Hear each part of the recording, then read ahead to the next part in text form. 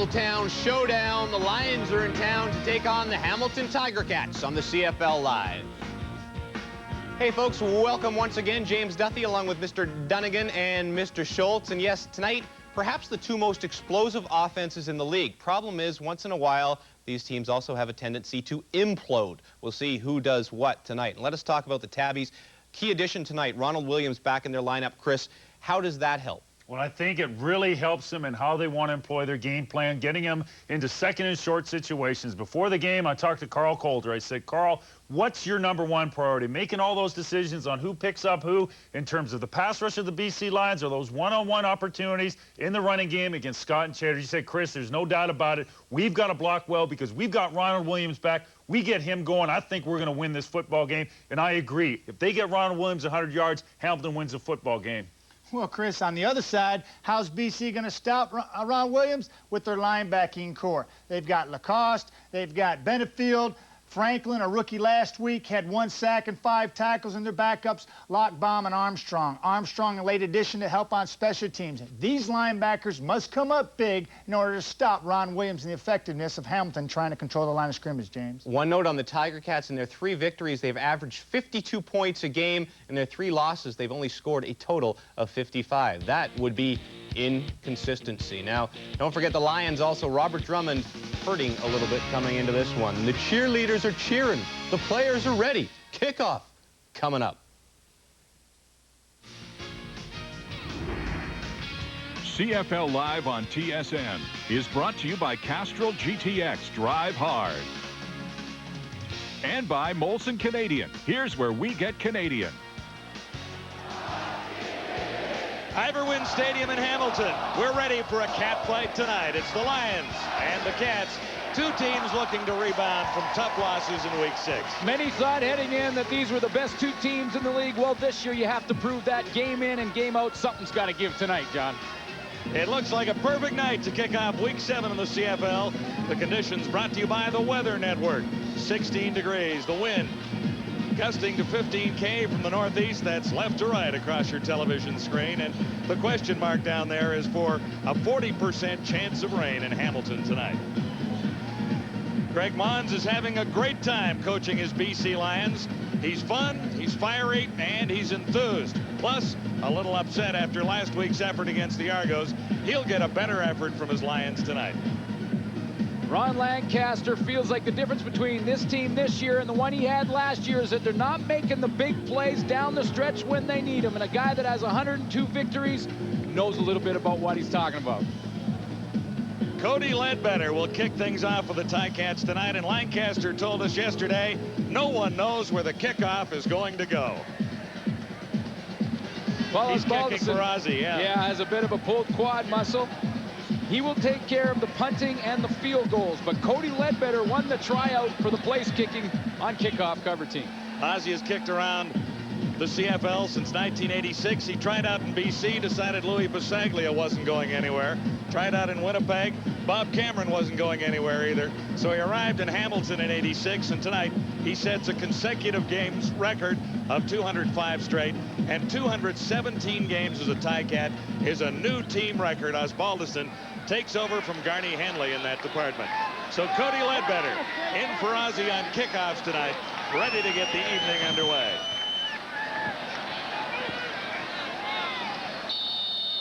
Last week, he was nervous because he just found out he was kicking off moments before the game. This is not deep. Taken by Rod Harris. He's across the 40 to about the 42. Big guy. And then forced back inside the 40-yard line.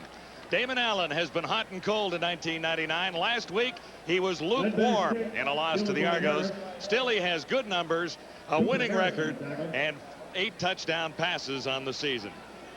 He's taken a lot of criticism this week in the media, and the fans were on him a little bit after the loss to Toronto. But I agree with you, John. I think Damon Allen is playing as good as I've ever seen him play the quarterback position. I spent a lot of years playing against him and 5 watching him from up here. I think he's playing great right now. I agree with you. There have been moments when his receivers let him down, and that was part of the story last week. He sends everyone to the far side and hands off straight ahead out across the 45-yard line. We'll check out the infraction, a procedure call in a moment. Allen needs a better effort from his receivers. 12 catches from his top 4 receivers last week. The good news is Robert Drummond is close to 100% again. And up front, Jamie Terrace anchors an offensive line that has to play a little bit better tonight. Legal procedure call against the BC Lions will set them up in a 1st and 15 situation, John. So penalties hurt them last week, and they've already got one in the first play of this game tonight. Again, Allen sends 3 receivers to the far side. That's Drummond in the backfield, and Drummond with the ball. Almost back to the original line of scrimmage. Well, defensively for the Hamilton Tiger Cats, Joe Mumford already has 10 sacks on the season. That's 1 more than the BC Lions have as a team. Calvin Tiggle will help out in the middle, stopping Robert Drummond on the run. In the secondary, they're led by Alondo Steinauer at the corner.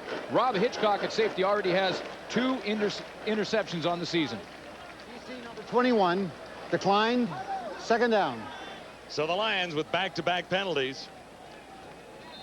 Declined by the Tiger Cats, making this 2nd down and just over 10 yards to go. Lions at the 40-yard line. Damon Allen hitting on 60% of his passes so far in 99. Brown and Blair, 2 of the receivers to the far side. Allen shotgun. Room to his right, he throws it and missed the target. Alfred Jackson was the closest BC Lions receiver. And that's another good decision by Damon Allen. And when we talk about Damon Allen playing well and playing probably his best football of his career, this is something that I'm talking about right here. Damon Allen looked downfield to Alfred Jackson and didn't have him. Put it in the turf, knows his punt team's going to come on. He doesn't want to lose any field position with an interception. He's looking at 2nd and long there, and now a punting situation. So not a good start for the Lions, but no harm done as Passaglia steps in. He's been bothered by an abdominal injury. Whoa, but it's no problem tonight, is it? Arosius Parker for the Tiger Cats on a great return, cutting across field. Passaglia heads out to try and slow him down. He does enough for help there, but a flag flies on the tackle. John, Passaglia is holding his stomach as he leaves the field. When he had to chase down and probably save the touchdown by the Hamilton Tiger Cats, he probably aggravated that stomach injury 1 more time. You don't want your kicker, especially when he's nicked, to have to chase down running backs. And when he's 45 years old. Major foul, face mask, BC number 32, 1st down. We can show you that. Simon Bethaw on the tackle here after Passaglia slowed him down. Parker does a nice job of jumping over the first tackle. That was Mark Nora, and this is what you don't want to see if you're Greg Mons. Your injured kicker chasing after. Now, if Louis Passaglia doesn't grab Parker by the jersey, he scores. McManus is set up in great field position as a result of the return and the penalty.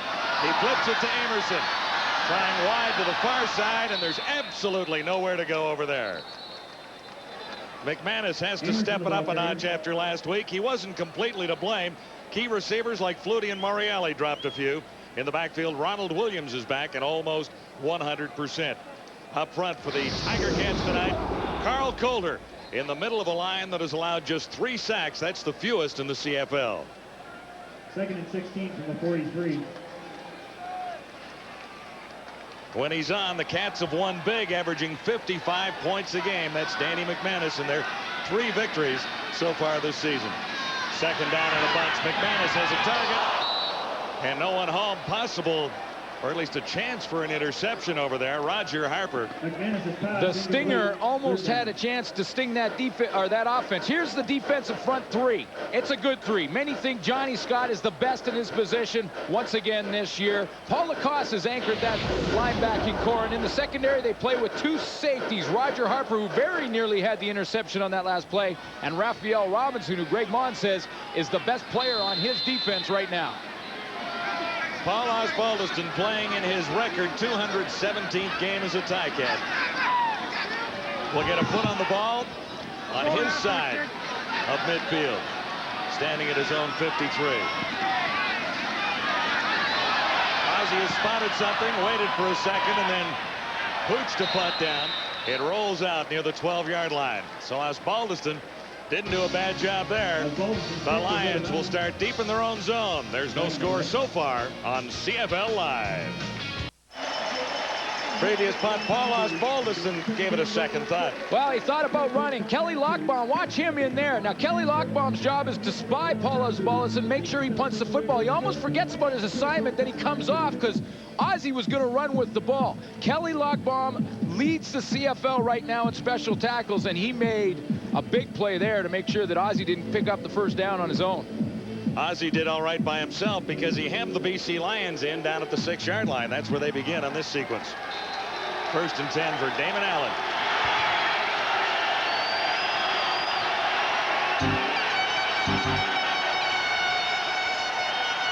Robert Drummond running with some authority already tonight. Out across the 10 to about the 12-yard line. Drummond averages 6 yards every time he touches the football, but last week 6 carries for only 26. Yeah, and it's worth repeating, the only stat that is really important when you think about that those are his yards this season, 508 yards. But right now, when Robert Drummond, when this team wins, their 4 wins, he averages 110 yards on the ground. When they lose, it drops to 33. Is he a key or not? Yeah, he is. He was nicked last week, so that was part of the reason for low production. Jimmy Cunningham on 2nd and 3. Slides up to the near side. 4 receivers to the far side of the field for Damon Allen. And guess who gets it again? Drummond lost the ball. Picked up by the Tiger Cats and then loose again. Here's the touchdown, Hamilton. Lamar McGriggs.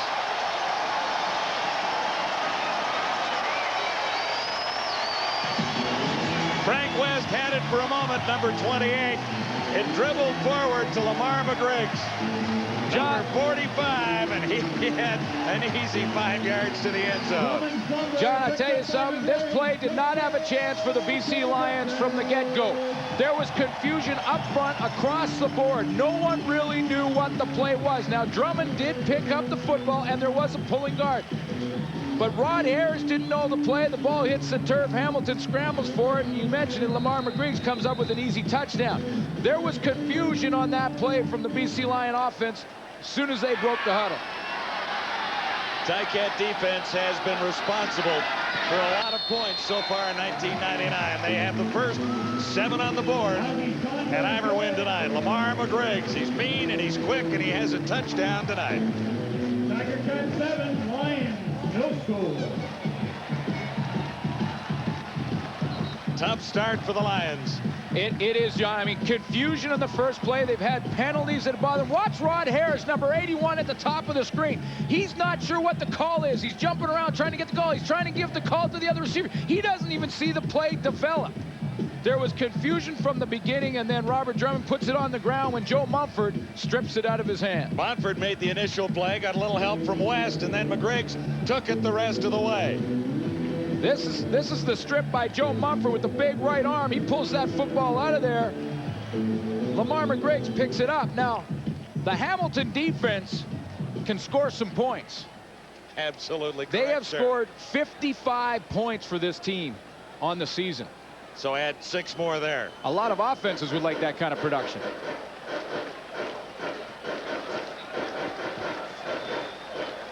Ticats on top early. Don Southern is the mastermind behind this Hamilton defense. It didn't play as well last week, allowing 400 yards against Montreal. On the dead run, it's Rod Harris. Ledbetter's kickoff is not deep, and Harris gets it out near the 40-yard line. So Damon Allen has field position now and really has to respond with something here, at least field position. Yeah, he has to settle down the troops in BC. The first series, they had 2 penalties, put them in like a 2nd and 20 situation right off the bat. Second series, they fumble the football. Greg Mon said when they are not concentrating and not focused, they're not a very good football team. He said that was the reason for their 2 losses. Turnovers and bad penalties at the wrong time, and they're already stung by both here tonight in just 2 series. 7 turnovers last week against Toronto. 1 interception, 3 fumbles, and 3 times on downs. Guess what? They lost the game. Lions first down.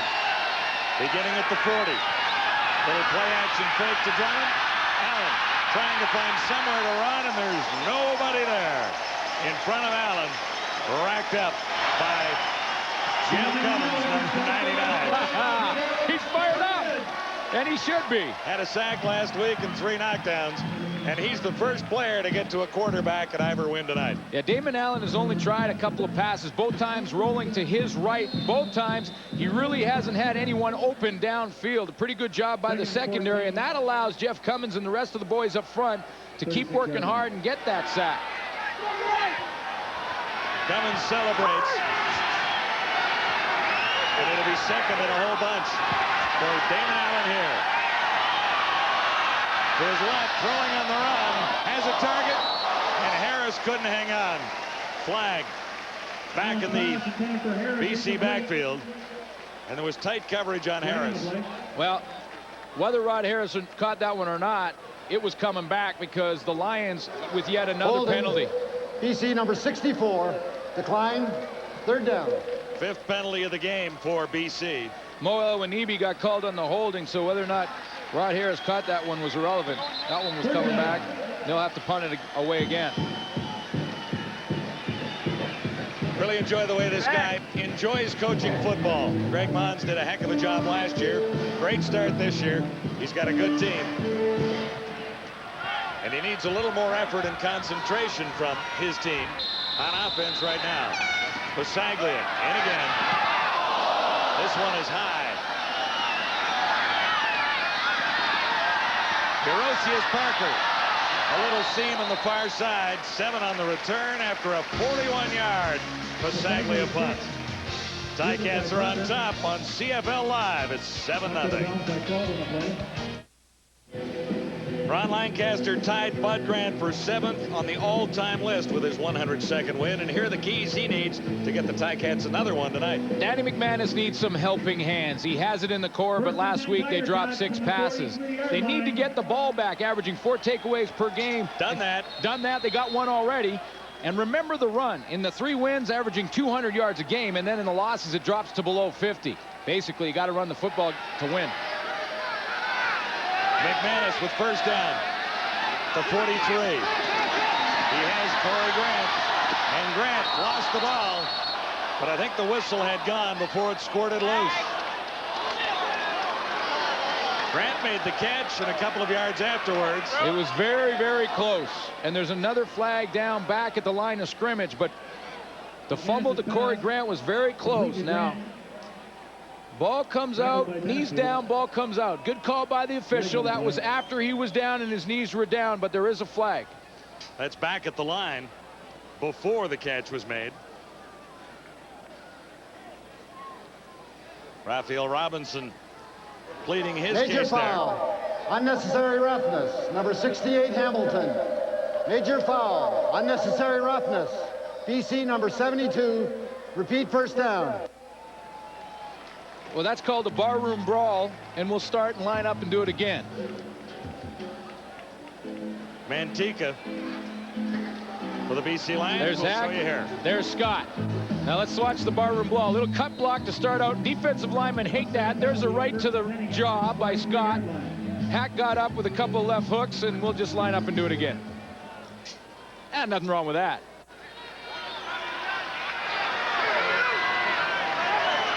Nothing ventured, nothing gained. It's Ronald Williams with his first carry of the game. Sat out last week.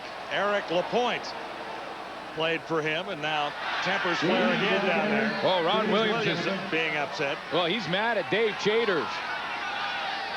Dave Chaters was in on that tackle.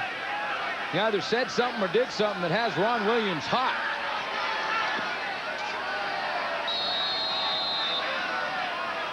They know what's on the line in this football game. They know what's at stake, both teams.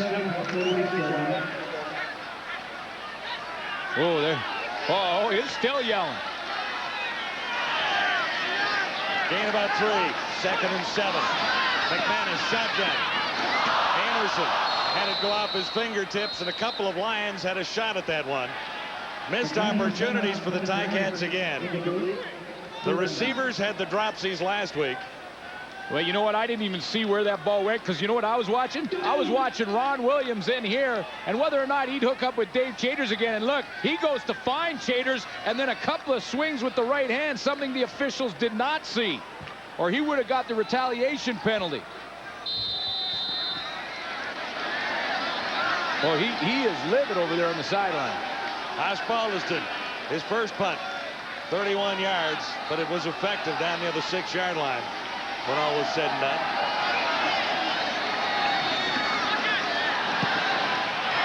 This is a screamer. Jimmy the Jet fires up for BC. And on all cylinders, he's out across the 40 to the 42. Damon Allen can't complain about field position here now. The Lions have a few things to do if they want to win tonight. Got to protect the pigskin. Got to hang on to the football. Robert Drummond already fumbled one in this game, cost him 7 points. 10 of the 15 turnovers this season came in the 2 losses. Smother the slots. If you take away Darren Flutie and Mike Morelli, you take away a lot of the Hamilton offense, and don't be stupid. Yeah, Shania Twain said that. And the Lions have been stupid so far tonight. They've had way too many penalties already. Well, they'll start from the 6-yard line. Averaging 13 a game and 101 yards. And last week they had some key penalties that kept drives alive for Toronto. They already have 6 for 47 here tonight. Don't be stupid.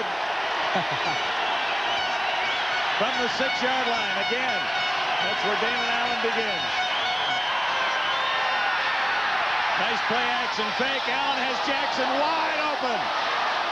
Out to the 50-yard line. Slowed there by Schilling. And he was all alone for a 44-yard gain. It was the all-go, and I talked to Damon Allen before the game. I asked, how do you got to get in the end zone? How are you going to get these receivers involved and get them fired up? And he says, we got to send them deep more often. We got to stretch out some defenses and send some people deep.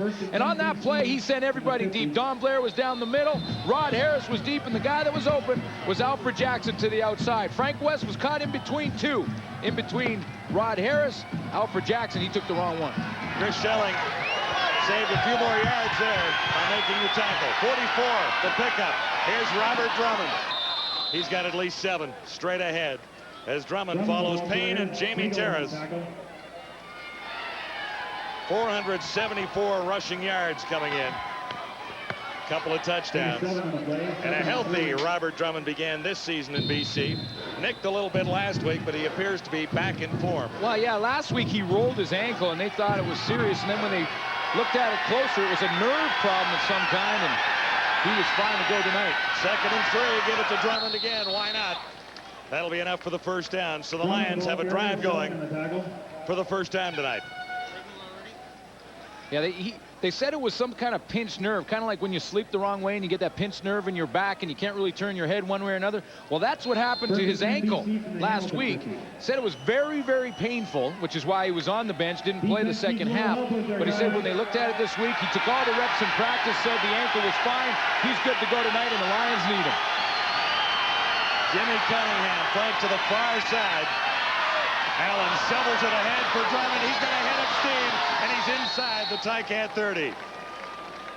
Well executed play, John, and Drummond makes it happen with his acceleration. And you can test out that ankle or see if it's hurt at all by the way he makes this cut.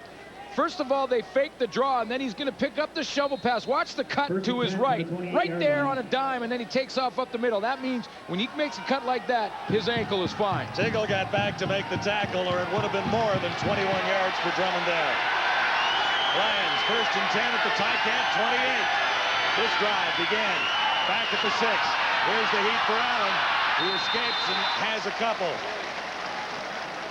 Gonzalo Floyd made the tackle. There is a marker down in the Tiger Cat secondary.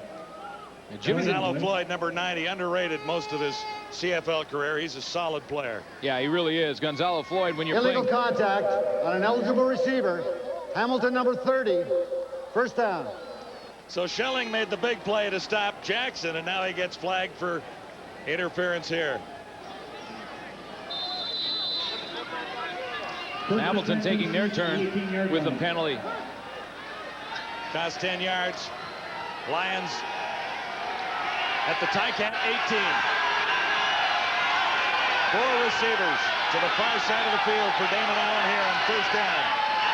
He just uses his back. The lone back. Robert Drummond thus far. And he's had a nice drive and been part of just about every play on it. You know, when you ask the coaching staff for the BC Lions the key to their offense, they'll tell you number 29. They say we just want to ride that horse all the way to the Grey Cup. Joe Powell, the assistant head coach and offensive coordinator, just looks down at that sheet of his and he says, okay, I want all the Robert Drummond plays. Looking for the Robert Drummond sheet. If it's working, don't quit. Allen trapped and flipped it ahead. That's Drummond. But there was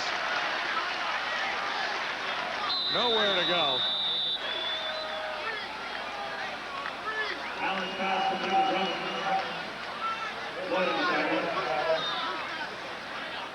Pretty good play by Montford to come in and seal this play so that Robert Drummond doesn't have a chance. See how he shoots the gap, beats the block. Now he really doesn't have a chance to get that pass off. It was supposed to be the shovel pass from Damon Allen to Robert Drummond. Because Joe Mumford beat the block, cut it off, really had no opportunity for success. So on third down, Lou Pasaglia nails one.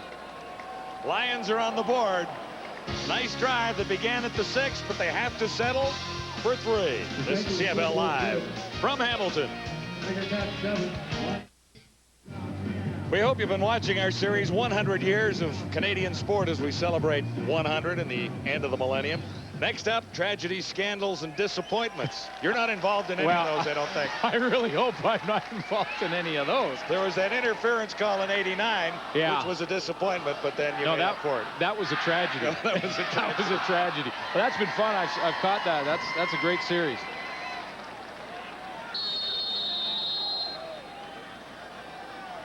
Lions after the field goal will kick off. Brett Anderson handles that assignment.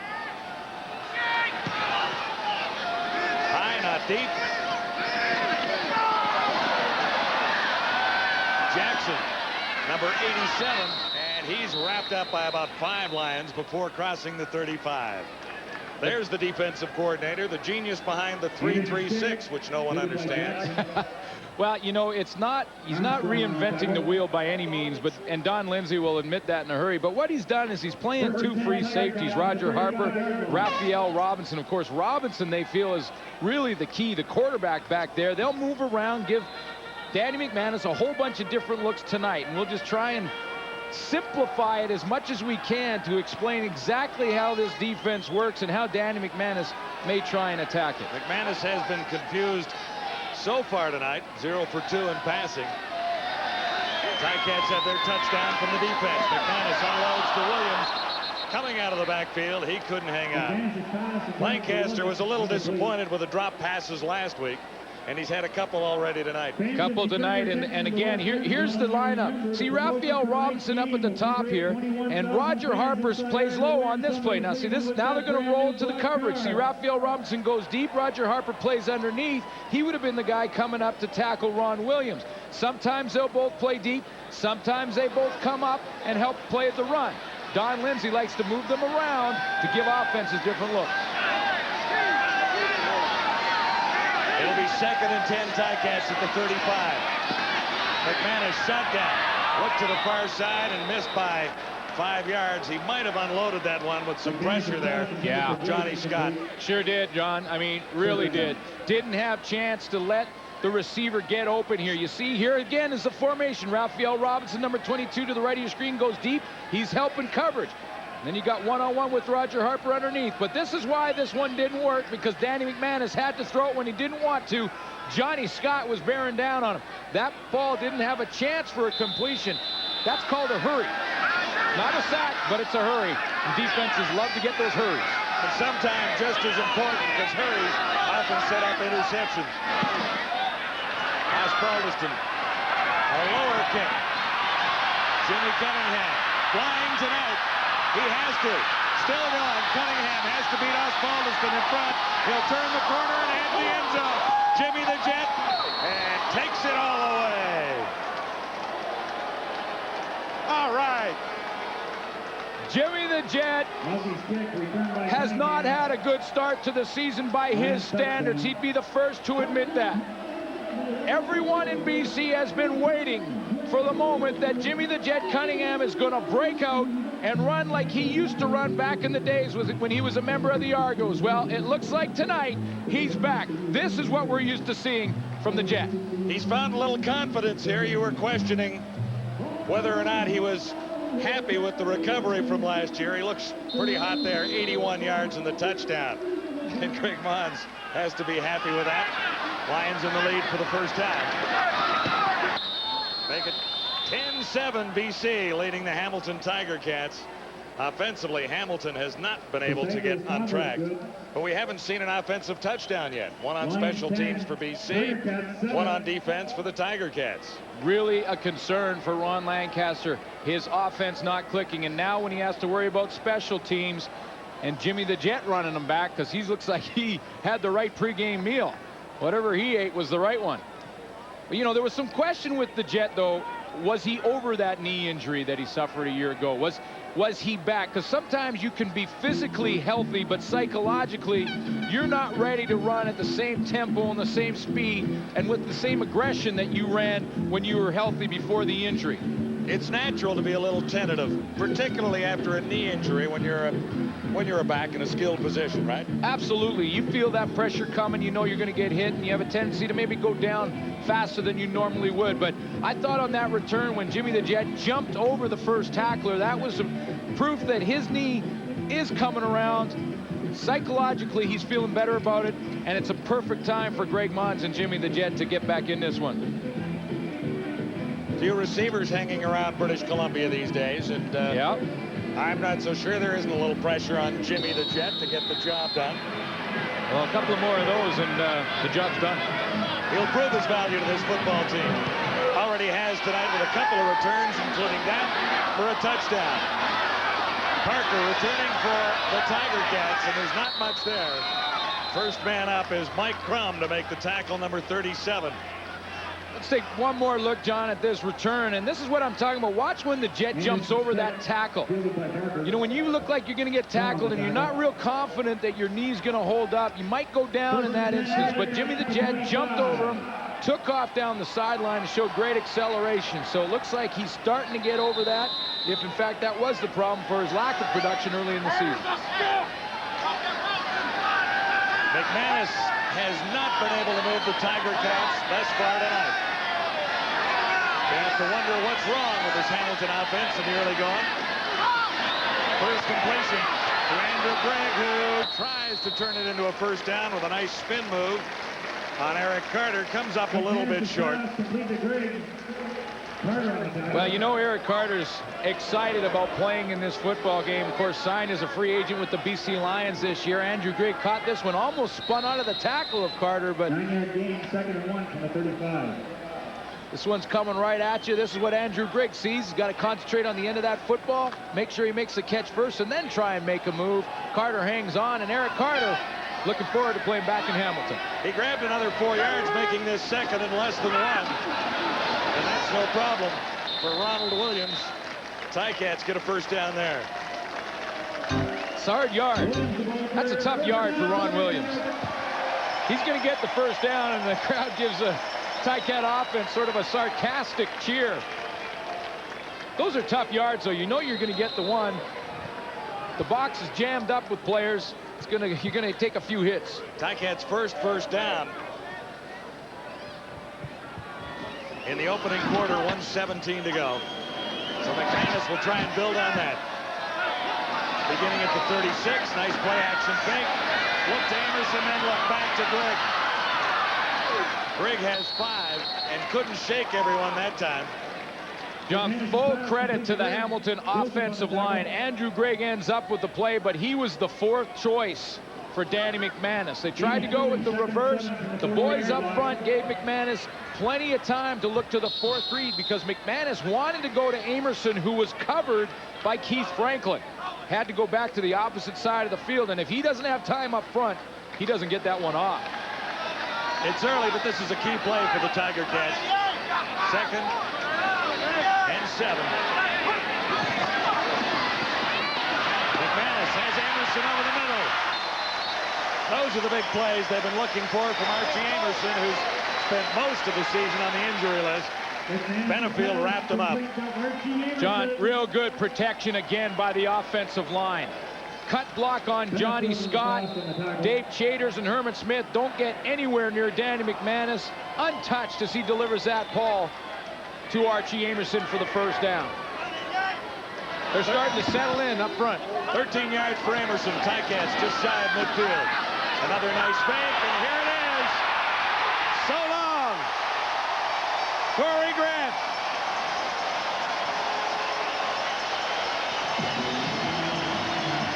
They said they wanted to send Grant deep.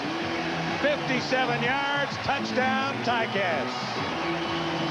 A mental bust in the secondary for the BC Lions, and Danny McManus and Corey Grant make them pay. You don't get this wide open unless someone has made a mistake, either between Bo Lewis, Reggie Carthon, or the safety, Roger Harper, who is not even in the picture. A mistake in the coverage, and you see how Reggie Carthon turned around immediately to look at who was supposed to be back there. Should be the last play of the opening quarter. The Ticats have a couple of touchdowns on the board and a 4-point lead. One from the offense and then one from the defense earlier. But McManus finally found the range and sent Corey Grant to the end zone. This is CFL Live, second quarter coming up. You're watching the CFL Live, and we're at the quarter. Brought to you by 1-800-HI-IT'S-ME. It's the cheapest way to call. Collect. Welcome back to TSN Football Control. A game's worth of big plays in one quarter there. You know, the top three offenses in the league are BC's offense, Hamilton's offense, and Hamilton's defense. 9 defensive touchdowns already for the Tiger Cats, but they got a little help from Robert Drummond on that first one, Matt. Yeah, they sure did, and it's a little bit of disarray, too, in the BC backfield, but that shouldn't affect the outcome of the play. Robert Drummond is a veteran enough running back to handle the football better than this. First of all, he's got it in the wrong hand. Put it in the opposite hand, you young ball players out there, and that ball doesn't have a chance of being stripped away. Robert Drummond knows that, and he'll go back, look at that, correct it, and he knows he's made a vital mistake. Like James said, 9 touchdowns scored by the defense this year. That's almost unheard of. Robert Drummond, forget about the disarray in the backfield. Shouldn't have put the ball on the ground right there. Have to have it in the other hand, James. All right, Chris, now on the line, dominated, you felt, by the Lions? Yeah, I really did. I thought their zone blocking system of where Robert Drummond takes the football and runs north-south was very effective, and it sets up other plays like the shovel pass, where it's more of a hesitation situation where the quarterback counts 1,001 and 1,002 as a play-action fake and throws right back to his primary target he faked to, Robert Drummond. This was set up on the previous success of the simplicity of running the football straight down the line of scrimmage. If they can continue to do this, that sets up play action, helps Damon Allen immensely. This game is far from over, James. All right, the good and the bad from Robert Drummond in the first quarter for the BC Lions. Don't forget one other game tonight. Winnipeg and Calgary starts in about, an hour and a half. We'll keep you updated when it begins. Lots of fun in Hamilton tonight. McManus finally ignited the offense. 5 plays, 85 yards, and Corey Grant made the big one. 4 out of those 5 plays, John, the offensive line in Hamilton gave Danny McManus tons of time. This time, McManus took one for the team. Johnny Scott's going to make an inside move and get some pressure. McManus, when he turns around, he sees Corey Grant. Now he's got to get rid of it because, bang, he's going to pay the price. He's okay, though. The kickoff is to Harris, returning for the Lions. Looking for a little room outside, cuts it back in, and he's to the 45. So Damon Allen has pretty good field position from which to begin. First quarter stats brought to you by Castrol. Well, what's surprising to me about it is that -2 rushing for Hamilton, but yet they've dominated in the time of possession. Usually when you're running the football, you keep the football longer than the other team. Hamilton's doing it a little bit more through the air, but they have to improve on that running game. First and 10, Lions. The BC 45. Allen keeps it on the ground with Drummond running hard again. Close to 8 yards. Well, Robert Drummond was probably licking his chops coming into this one. Even though he's playing against a Hamilton defense, it was a defense that gave up a lot of rushing yards last week versus Montreal. Drummond already 38. along the ground here tonight. I think the run is back in Canadian football, don't you? It is. It's up this year after 6 games from last year by about 14 yards a game. 2nd and 2. Drummond again. Good defensive play by Joe Montford, who might have stopped him short. The spot fairly important here, and from our vantage point, he's about a yard shy. Yeah, he's going to be short. Joe Montford and Lamar McGriggs often work in tandem. And what I mean by that is sometimes Lamar McGriggs will give Joe Montford the green light to gamble and take a run at a play like that. Because he knows that if Damon Allen decides to pull it out of there, he's going to have Lamar McGriggs behind him to cover him on the containment aspect. Nice to see Drummond running so well. Some great running backs in Canadian football right now. Pringle in Montreal, Anderson in Calgary, Haskins in Montreal. Saunders in Saskatchewan can do it all. This guy does it all every night. Well, this is what I'm talking about. Watch how Joe Montford decides that he's going to gamble because he knows Lamar McGriggs can help him in the containment responsibility. See, he can gamble, go down low. Lamar McGriggs hangs to the outside, says, listen, if Damon Allen pulls it, I'll stay outside wide for you. 3rd and 1. The Lions are going for it here. Allen himself. And you can feel that one coming. Drummond suffered with some injuries last year and wasn't quite himself. But he's number 1 in rushing right now. Mike Pringle, number 2. He missed last week. Eric Lapointe, a backup who started 1 game, filled in a couple of times, and had that great game for the Tiger Cats, week 1 with 187 yards. So there's lots of run in the CFL. Allen to the far side, has the target open. What a great tackle to limit the gain by Alfred Jackson. Really was a great tackle outside. When you ask the Hamilton Tiger Cats who's the fastest guy on the team, a lot of them may say it's Frank West. Now, it's kind of torn between Corey Grant and Frank West. Depends on who you ask, I guess, and how much each guy has paid the teammate for the comment. But Frank West is a speedster. Made a big tackle there. And Jeff Cummins, number 99, is 3rd or 4th. 2nd and 3. Drummond dropped it and got it back. A little dribble there. A BC bounce. Well, you know, they've had some problems in the last couple of games between Damon Allen and Robert Drummond in the exchange. In Calgary, Drummond dropped one in what they call the green zone, or in the scoring zone. They've dropped a couple in the last couple games, one tonight. The one tonight cost them a touchdown. Drummond near the 6-yard line. Could have called him for the double dribble there. First down, though. Allen fires one in. And Don Blair has his first catch of the night. What a throw. Allen had all kinds of time. Blair has dropped a few too many, but he hung in there. Well, he hung in there. That ball, he really didn't have any chance. I mean, he was going to catch this ball, and Damon Allen was making sure of it. Good time up front. Now the offensive line in BC is taking its turn. Good throwing lane. Damon Allen steps up and delivers a strike. Lions have roared down to the 27-yard line. Play action fake. Allen looks to the corner. Too far. Eddie Brown was the target. He missed, but there was good coverage there. It was good coverage, and we're seeing something that the BC Lions haven't done a lot in the last couple of games. That's go deep more often. Frank West was covering, and he's shaken up and down in the end zone. Way down in behind the nets they put up to keep the ball in the stadium. Well, see, and he's made a mistake by going down back there. Because Frank West is injured, he needed to go down in the field of play. And that gives Don Southern a chance to make the substitution. gives Don Southern, the coaching staff, a chance to settle in there and make sure they have the right defensive call. But now with Frank running himself out of the back of the end zone, they have to have a player in there ready to go right now because the plays just begin.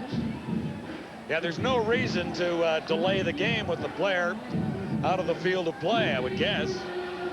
So now Southern is making his adjustments. They are taking a break on the field. 10:47 to go. CFL Live on TSN is brought to you in part by AT&T Canada, the network the world works on. Nice night in Steeltown. Great evening for CFL football. Ticats and the Lions. Hamilton leading 14-10. Frank West heading to the infirmary. He was injured covering on a long pass by Damon Allen. Ended up in the end zone, and we can't really determine from our angle here what happened to Frank West. Lions are on a great drive. It's lasted 4:13. Here's Damon Allen. High catch down to the 10-yard line. Alfred Jackson went high and brought it down. Orlando Steinauer brought him down. Talk about guys that need to have a breakout game. Alfred Jackson also fits right in that category because Alfred Jackson can be a big play receiver, and he hasn't been so far this year. This is why. Look at that. That's going up and ripping down a rebound. That's going up high. That's a good vertical jump right there.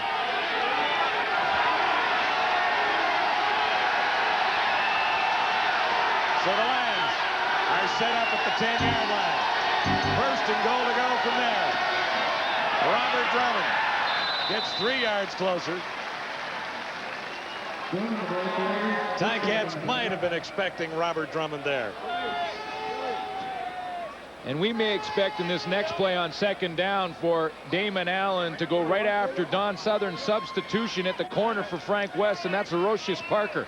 The rookie is out on the corner now, and he's going to likely face Alfred Jackson as this formation sets up. So I wouldn't be surprised to see Damon Allen go that way with the football. Don Southern told me last week in Montreal that Parker would get his opportunity to play because he's just too good. But now he's in there as a raw rookie on the corner.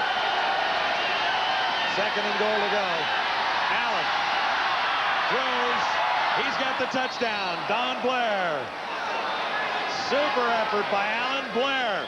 A couple of catches, including the one for the touchdown. Confusion in the Ticat secondary. Well, there was some confusion, and it happened because Damon Allen broke containment, and this is a nightmare for a defensive back. When Damon Allen gets outside now as a defensive back, you're sitting there going, now what? Do I run? Come up and help on the run on Damon Allen, or do I play back off? Gerald Vaughn tried to jam Don Blair. He missed the jam, went down on the ground. Don Southern knew he had problems at that point. And Parker was the last man in the area heading over towards Don Blair, but that wasn't his man. No, it was not. The Ticat defender was already down. Allen gets the touchdown. The Lions have the lead one more time. Louis hammers one more through. And it's the Lions by 3. CFL Live, an explosive evening in Hamilton. We've got a good one cooking tonight. What a great drive engineered by Damon Allen for the Lions. He covered 65 yards in 10 plays. Jackson set it up, and Blair finished it off. An 8-yard touchdown reception for Don Blair to give the Lions the lead at 17-14. No problem. The posse is riding tonight. Yeah, the posse, the BC Lions receiving corps, aligned a little bit last week. This is way high. Bouncing down, it's a jump ball. Sure is. We've seen a double dribble. We've seen a jump ball. We've seen a good rebound. And we've seen a good rebound. Looks like the Lions have this. That's a live ball. It went past 10 yards. That is a live football.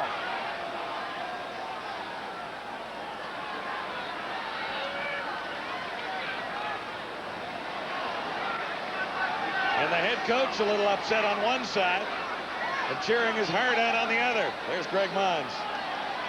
Kelly Lockbaum right in the middle of things. Lancaster thinks it's a horrible call. Eric Carter comes up with the football. He wins the fight at the bottom of the pile. because it looks to me like it was a simultaneous catch, but the Hamilton Tiger Cats have to realize quicker that this is a free ball. Calvin Tiggle lets it go. Now it's way up in the air, and there's the jump ball. Carter comes down when he's fighting with Erosius Parker. Yeah, well, Corey Grant had his hands on it, too.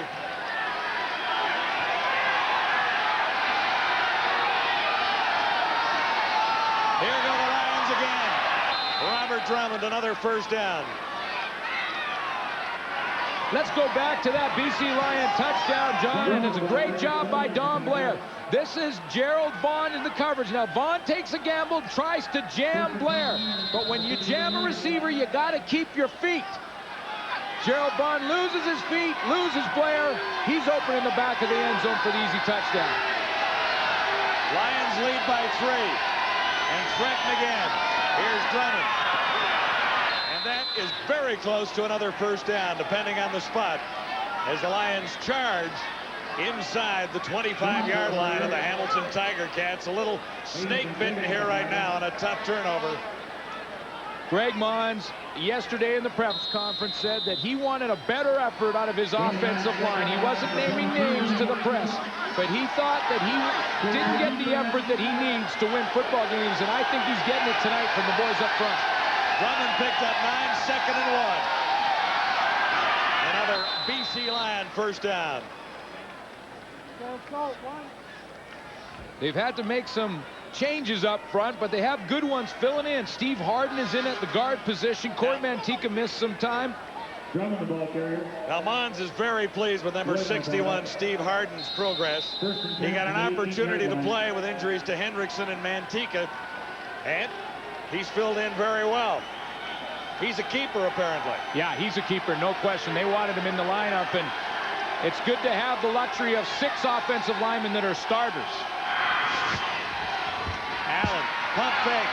There it is, one more, Eddie Brown.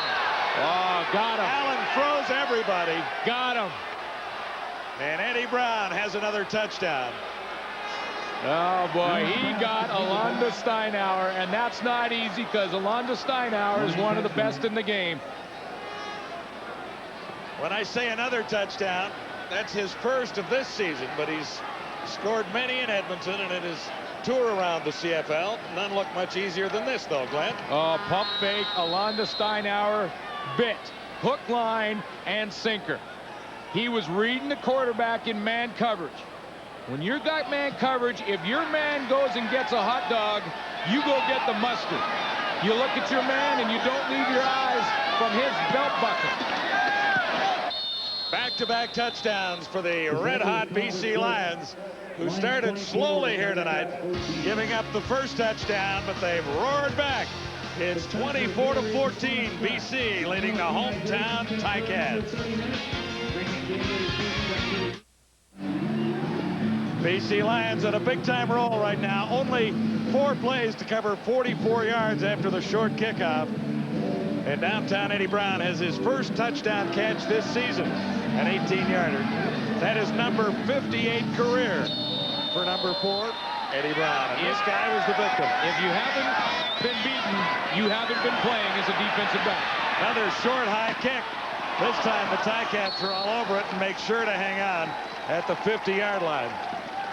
John, this happens to the best of them. Alonda Steinauer got caught looking back in the backfield, and you're going to see what he's looking at. He's got man coverage on Eddie Brown. Now, right here, look where Alonda Steinauer is looking. He's looking at Damon Allen, not at his receiver, Eddie Brown. The pump fake fools him, and Eddie Brown is gone by.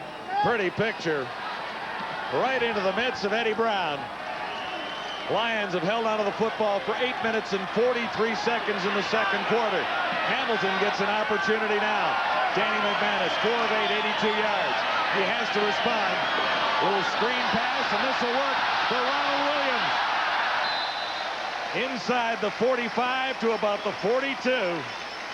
McManus' pass complete to Williams. One guy had a chance to make the tackle. That was Paul Lacoste, middle linebacker. Paul Lacoste had Ron Williams in a man-to-man coverage situation. He got caught in the mix. Lacoste is playing with an elbow injury suffered last week in their game versus the Toronto Argonauts. Couldn't make the tackle on that one. First down. Ronald Williams broke one and was tough to bring down as he crossed the 35. After missing last week, Williams really wants to get his hands on the football a bit tonight, and the Tiger Cats really have to run to make things work. One of the concerns Ron Lancaster had going into this one was Ron Williams' conditioning.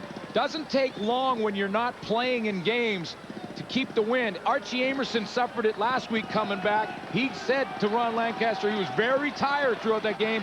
Lancaster was concerned with Williams tonight. 2nd and 3 Ticats. Williams gets the call, and he'll have the first down. Now the luxury that Ron Williams has is he has Eric Lapointe to come in, who's done a nice job replacing Williams, can come in and give Ron Williams a blow on the sideline. Might be another reason that Ron Williams wants to get back in the lineup the way Lapointe has played so far this season. See, he's got his head between his legs a little bit there. It's already starting to get a little tired. Ticat first down. Flutie the target, and the coverage was tight. Dale Joseph really put a blanket out there on the receiver. I believe it was Darren Flutie who was trying to catch that one. And, you know, he has been consistent for this Lions secondary throughout the season. Dale Joseph may be their best cover man, and that's in a secondary that also has Eric Carter in it. So that's saying something. Dale Joseph has played with injuries this year, and he can cover the best of them. McManus got hit as he fired. Waiting for it. Touchdown! Andrew Gregg made a big catch last week. McManus got hammered, hung in, and fired for Gregg, who had to wait for it. It hung up a while. But the Ticats come back. What a ball game. And great concentration by Andrew Gregg. Danny McManus once again is going to pay the price as he delivers the football. Eric Carter's trying to win the jump ball, but he doesn't time it properly, and Andrew Gregg concentrates and hangs on. The catch he made last week against Montreal was absolutely spectacular in about the same area of the end zone. This one a little easier catch, but he hangs on, stays in bounds, and the Ticats scramble right back to within 3.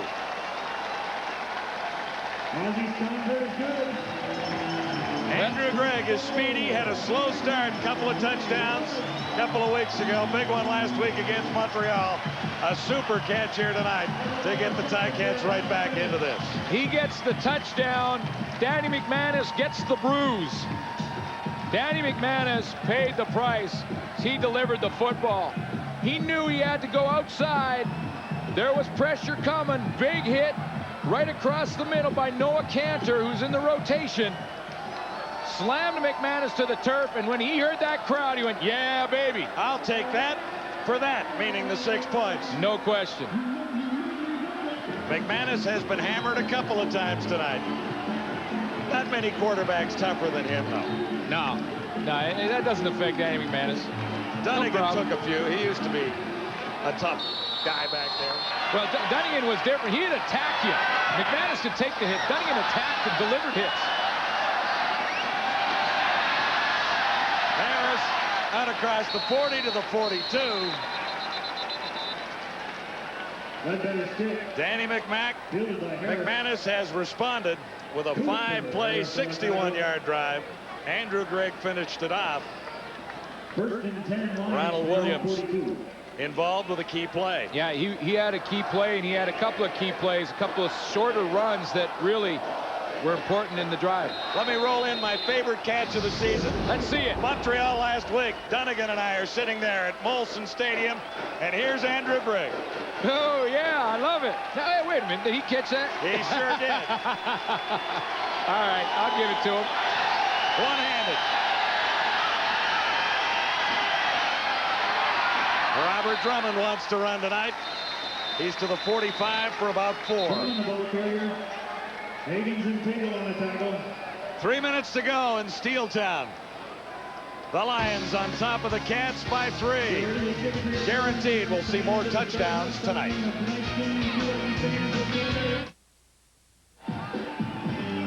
Ron Lancaster back within 3.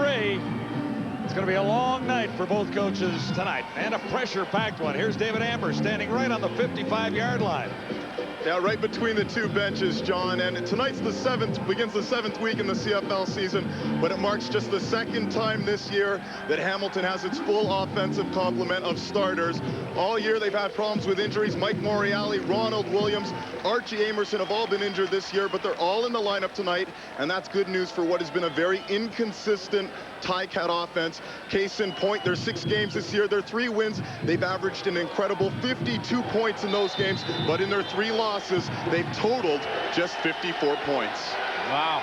Ticat offense has yet to dominate, but McManus has a couple on the scoreboard tonight. A couple of nice drives. Now it's Damon Allen's turn, and nowhere to go. Wrapped up from behind. All right. That's a nice little dance down there, Jeff Cummins. Well, I don't know if nice would be the word I'd use, but it was an interesting dance, to say the least. And it was a great play. And it was a great play by Jeff Cummins. He's going to get after Damon Allen in the play. Little shift, give that offensive line a different look. Working on Corey Manteca, goes out and around and then comes back and hooks Damon Allen to the ground. Cummins had a sack earlier, won't get credit for one there because Allen got across the line.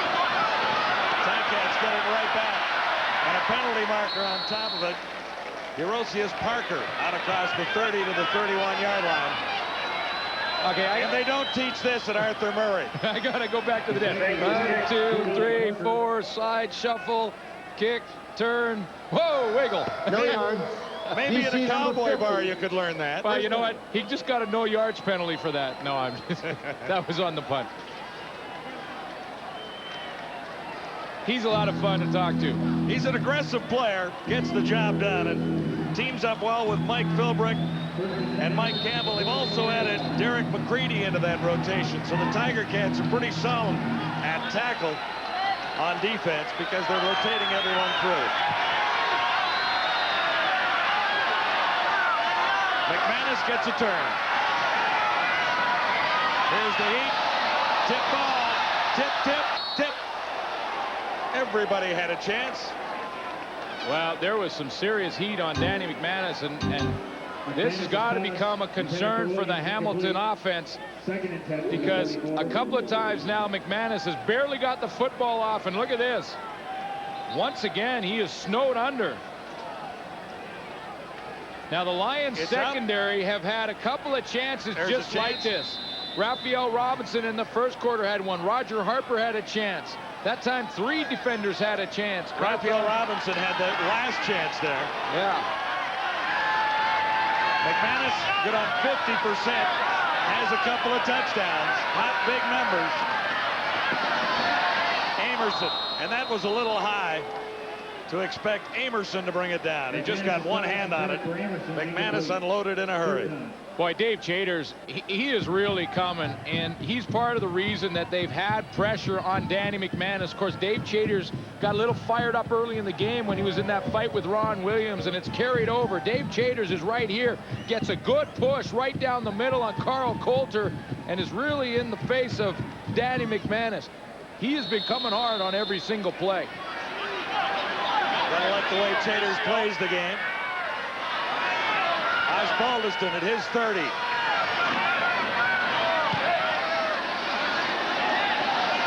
Good kick, no play for Jimmy the Jet. And that's good news because he took one back earlier. At least good news for Ozzie.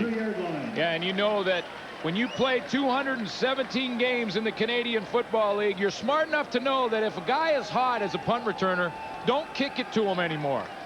That's the all-time Ticat record at 217, surpassing the great Garney Henley. Add to Ozzie there, 204 consecutive games. 1998 was a great year. He was the all-Canadian punter. 1997 was a year he would have rather forgotten, but he came back with a vengeance last year and has kicked very well this year, too. First down, Damon Allen. Another carry, Robert Drummond. Submarine by Calvin Tiggle. So the gain is limited to a couple. And that's a victory for the Ticat defense right now. No question. And Kelvin Tiggle is taking it upon himself to raise the level of this defense when it comes to stopping the run, because Robert Drummond has been putting together a pretty good football game. And that's where Kelvin Tiggle comes in. Don Southern will just mention him on the sideline. You know what? You're there to stop the run. We got to start stopping it. 2nd and 8. Allen is down. Montford has his 11th sack of the season. Number 1 in the CFL. Damon Allen is going to go talk to his receivers. Damon Allen was disappointed that the posse didn't make any adjustments. Montford is the guy who's going to get the sack on the play. Watch how much time Damon Allen has initially. That's 2 steamboats, 3 steamboats, 4 steamboats, 5 steamboats, 6 steamboats. That's a lot of steamboats. You got to make adjustments of your receiver. And right after Damon Allen got off the turf, he walked into the secondary, didn't point out anyone individually, but he went out and talked to the posse. He said, guys, you got to make adjustments, because no one was open. 11 sacks on the season for Montford, as mentioned. On pace to break the record set by James Parker, Quick Parker, with the BC Lions. 1984, played with the Eskimos too, 26.5. And he had 21 last year and 11 already this season, well before the halfway point. Parker's down. Here's Parker, looking for room to the outside, cut it back in. Not a bad return after a 31-yard punt. We'll check out the infraction. If you were to create the ultimate sports TV experience, you'd start with TSN's live event coverage, on-screen game stats, up-to-the-minute news ticker, and live internet chat, all on one screen. This Friday in selected areas, TSN presents a split feed during Friday Night Football. It's your choice. Watch the game with on-screen scores, stats, and chat, or watch the regular broadcast. Call TSN or check out our website for the location of TSN CFL Extra Game. See it, then tell us what you think at tsn.ca. And the great news there, you'll still be able to hear Glenn Suter live on Adidas Friday Night Football. We get all that added information on CFL Extra. That looks pretty cool. You get to look at all the stats updated and go on the net and chat with other people that are watching the game. That's a pretty cool deal. Slight delay to Ronald Williams. It works for a gain of about 7. So check out on the website www.tsn.ca/CFL Extra, or give us a call to find out what channel you can find it on in your area. A little bit of a preview of what you might see tomorrow night. Well, this will be cool, John. I mean, look, you can take a look at the stats over here on the right. You watch the game here. Look at the sport. Well, that's baseball, so you might not care about that much, but and then you can talk down at the bottom. Join us for that. There's a Ticat first down. Ronald Williams one more time. 1:18 on the clock till halftime. It's the Lions by 3 on the Ticats, and a great one tonight.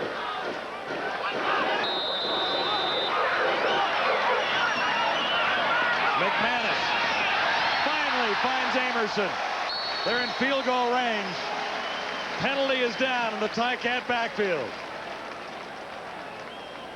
McManus has passed. The marker right at the 55-yard line.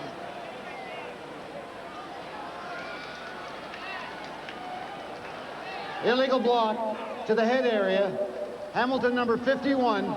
Repeat first down. Costly. This is the Chaders-Carl Coulter matchup, and I talked about it earlier. Chaders coming hard on every play. That time, Carl Coulter got his hands up in the face mask. Doug Chaders trying to slow down that charge. He got caught doing it. 10-yard penalty, 1st and 20. Ticats now back at the Hamilton 52. McManus looking for Grant. He made the catch. Did he stay in bounds? They ruled it a catch. Reggie Carthon covering. It's close. They're saying, John, that Reggie Carthon pushed Corey Grant out of the field of play. If you go up by yourself and land out of bounds, it's no catch. If you get pushed out, it is a catch. Now, you got to determine, would he have caught it inbounds without the hit from Reggie Carthon? Pretty Not close. sure about it from that angle. Well, the official was right there, made the call. 18 yards to gain, 2nd and 2. Here's the first down. For the Ticats on a roll right now. 1:02 till halftime. We're going to start to see a lot more draw and screen plays from the Hamilton offense. Simply because Ron Lancaster knows that with the blitz coming and a lot of pressure from that front four in the BC defense, he needs to relieve the pressure and throw some draw plays in to his tailback. McManus hurries it up. Andrew Gregg short of the first down. With 53 seconds till halftime, he was wrapped up by David Benefield. This is the other thing that can slow down a pass rush is the hurry-up offense. You call the play on the line, the defensive line starts to get tired. You have a bit of an advantage. They also have to play a little more simple on defense. That sometimes can give the offense some momentum. 2nd and 3. McManus missed. Or maybe fired it away. He did. He fired it away. Dale Joseph was breaking downhill on Darren Flutie.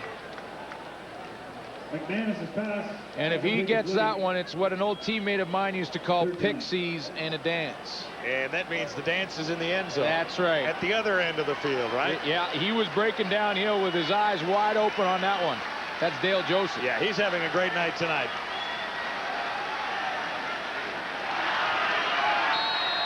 Osbaldiston will have it spotted on the 34. For the tie at the half. There you go. 24-24.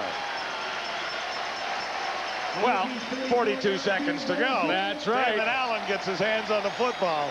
But it's the tie as we head to halftime anyway. Do you think these guys will have anything to chat about at the half? There they are. 3 little ducks all lined up in a row. Duthie, Schultz, and Dunnigan. Yeah. Yeah, they'll have lots to talk about from this game alone. Well, there's one bigger duck there in the middle. The middle duck. The middle duck might have something to say about you calling him a duck.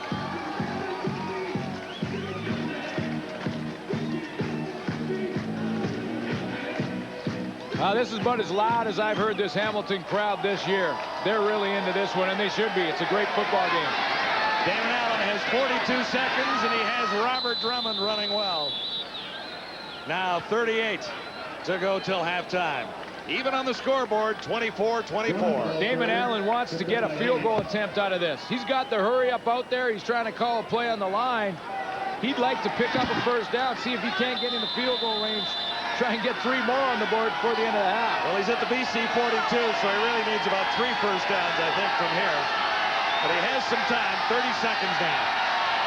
Early movement, and the flags are down. He threw it to the referee. Or at least the official, number 25 on the sidelines, was the closest sort of white shirt to it. Well, I think Damon Allen thought he had a free play, and I'm pretty sure he did. Yeah. Hamilton jumped offside. He had a free play. Didn't want to waste too much time, so just fired that one out of bounds. But the official was the closest to the ball. Hamilton number 53, first down. Mr. Mumford jumped offside on that one. So that was the free play. Sets up first down. 22 seconds till halftime.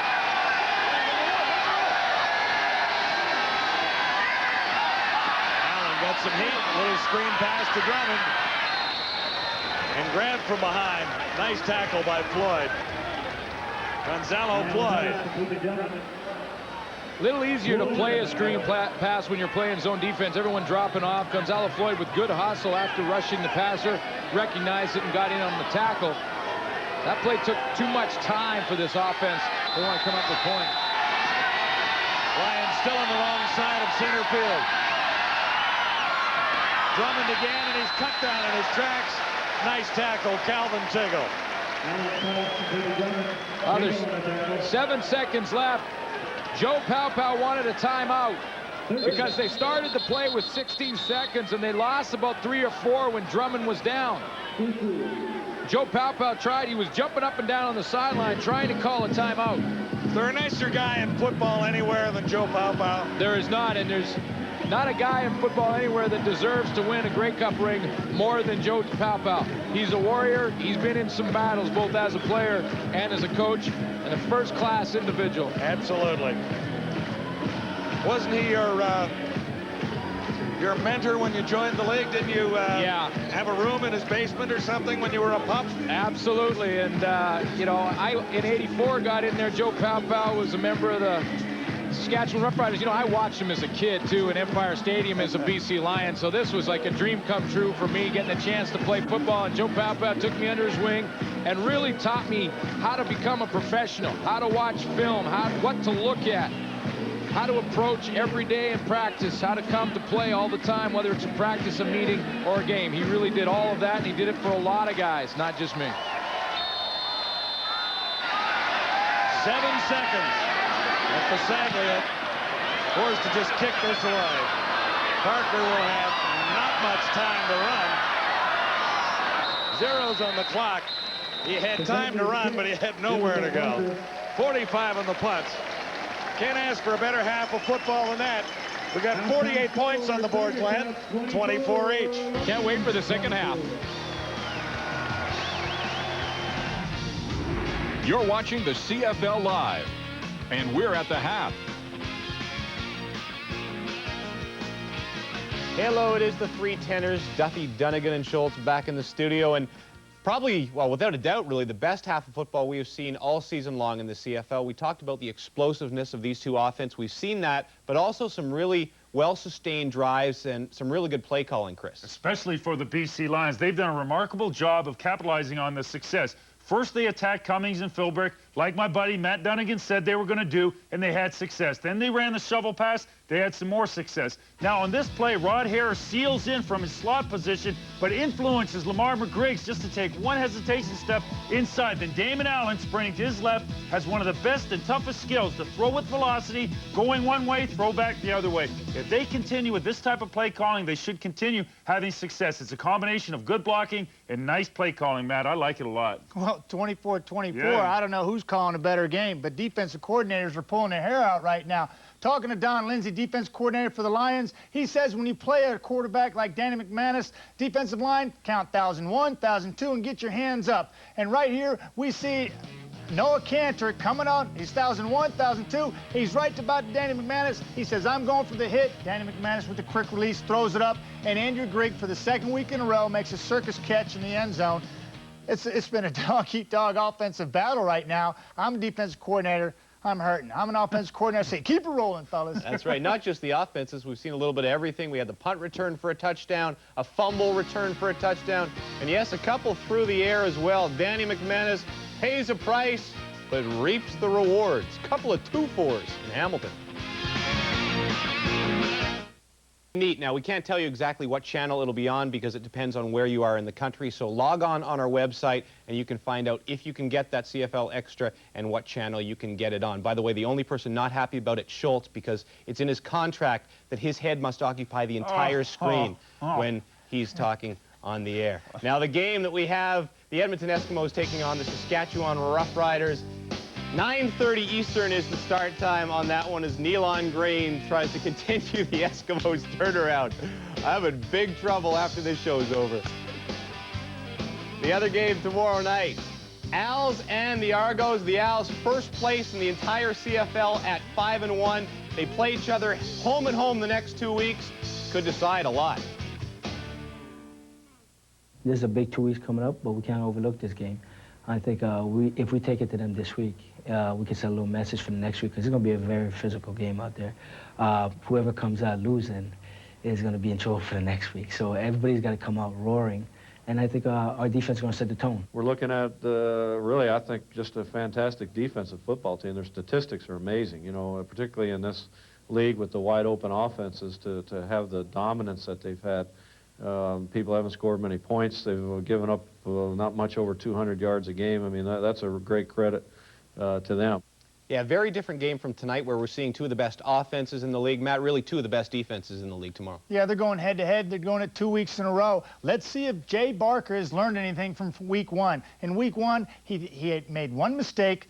Irv Smith took it back for a touchdown, cost his team the game. He's given it a chance to play. He's been better with the football, securing the rock, giving his defense and his team a chance to win in games, and they've proven very effective. Let's see if Jay Barker can overcome some youthfulness mistakes early in the season. See if he's learned anything, James. All right, now in that other game, the key for the Eskimos, finally they have a healthy running back, Chris. Oh, and I think it means everything for Edmonton. They have Troy Mills, and he is a dash and slash type of running back. And if he has an effective game, I mean just 60, 70, 80 yards, you think Nealon Green is good now? He's going to be fantastic, because what it does, it takes your outside linebackers and they have to play a little tighter, takes your secondary, they have to come up a little closer. Nealon Green will benefit if Troy Mills plays good, James. All right, those are the two games tomorrow night. There is one other game tonight in the CFL. It's about a half an hour away. The Winnipeg Blue Bombers in Calgary to take on the Stamps. You know, if you're out there in Alberta, you might be able to get in the car and still get there.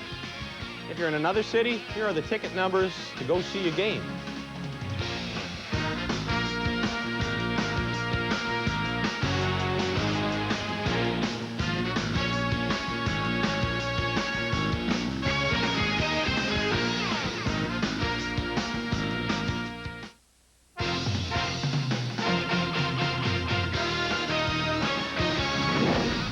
Welcome back. Well, what does either one of these coaches say to their team at halftime? Offenses, keep it up. Defenses, smarten up. 24-24 is the score. Our David Amber spoke with BC head coach Greg Mons. Coach Mons, a great first half for your special teams. Can you talk about a tie game at the half? Well, I think the game had a little bit of everything for the CFL fan in the first half. Both teams are playing well, and Jet had a great return, and they've done a good job. Our offense is moving the football. You know, it's a great, entertaining game, and that's what the CFL is all about. That is what the CFL is all about. Good luck in the second half. If we can get a second half like the first, we'll be laughing. The rushing yards solid for the BC Lions, 87 yards. Time of possession, Lions also dominated, but they have not dominated on the scoreboard. 24-24 is your score at the break. Damon Allen works the old pump and go. Orlando Steinhauer bit. Eddie Brown scored. What can you say about a first half with 48 points on the scoreboard, 24 each? It doesn't get much better than that in Canadian football. And you really have to figure we're in for a great finish to this one tonight. Here's our location, right next to the Ticats owner's box. And David and George take very good care of us. David McDonald and George Grant, of the owners of the Hamilton Tiger Cats, come by. They brought us water and coffee and everything. So we always enjoy coming to Ivor Wynne Stadium. They do a nice job, John, and you know the crowd is in it tonight. And I think, you know, games like this, and they've had some attendance problems here in Ivor Wynne, but hopefully that changes with games like this, because this is an entertaining game tonight. No question. No end to the enthusiasm here tonight, in spite of the fact all the seats aren't full. The Ticats have really put on a nice little show offensively after a slow start. Here's how we've seen it so far. The game story brought to you by Walmart. Take it away. Well, Damon Allen's had a big game. He's played well all year, 139 yards passing. He hasn't thrown an interception. Neither has Danny McManus, which is key for both teams. Of course, Jimmy the Jet broke free early in the game with the 81-yarder.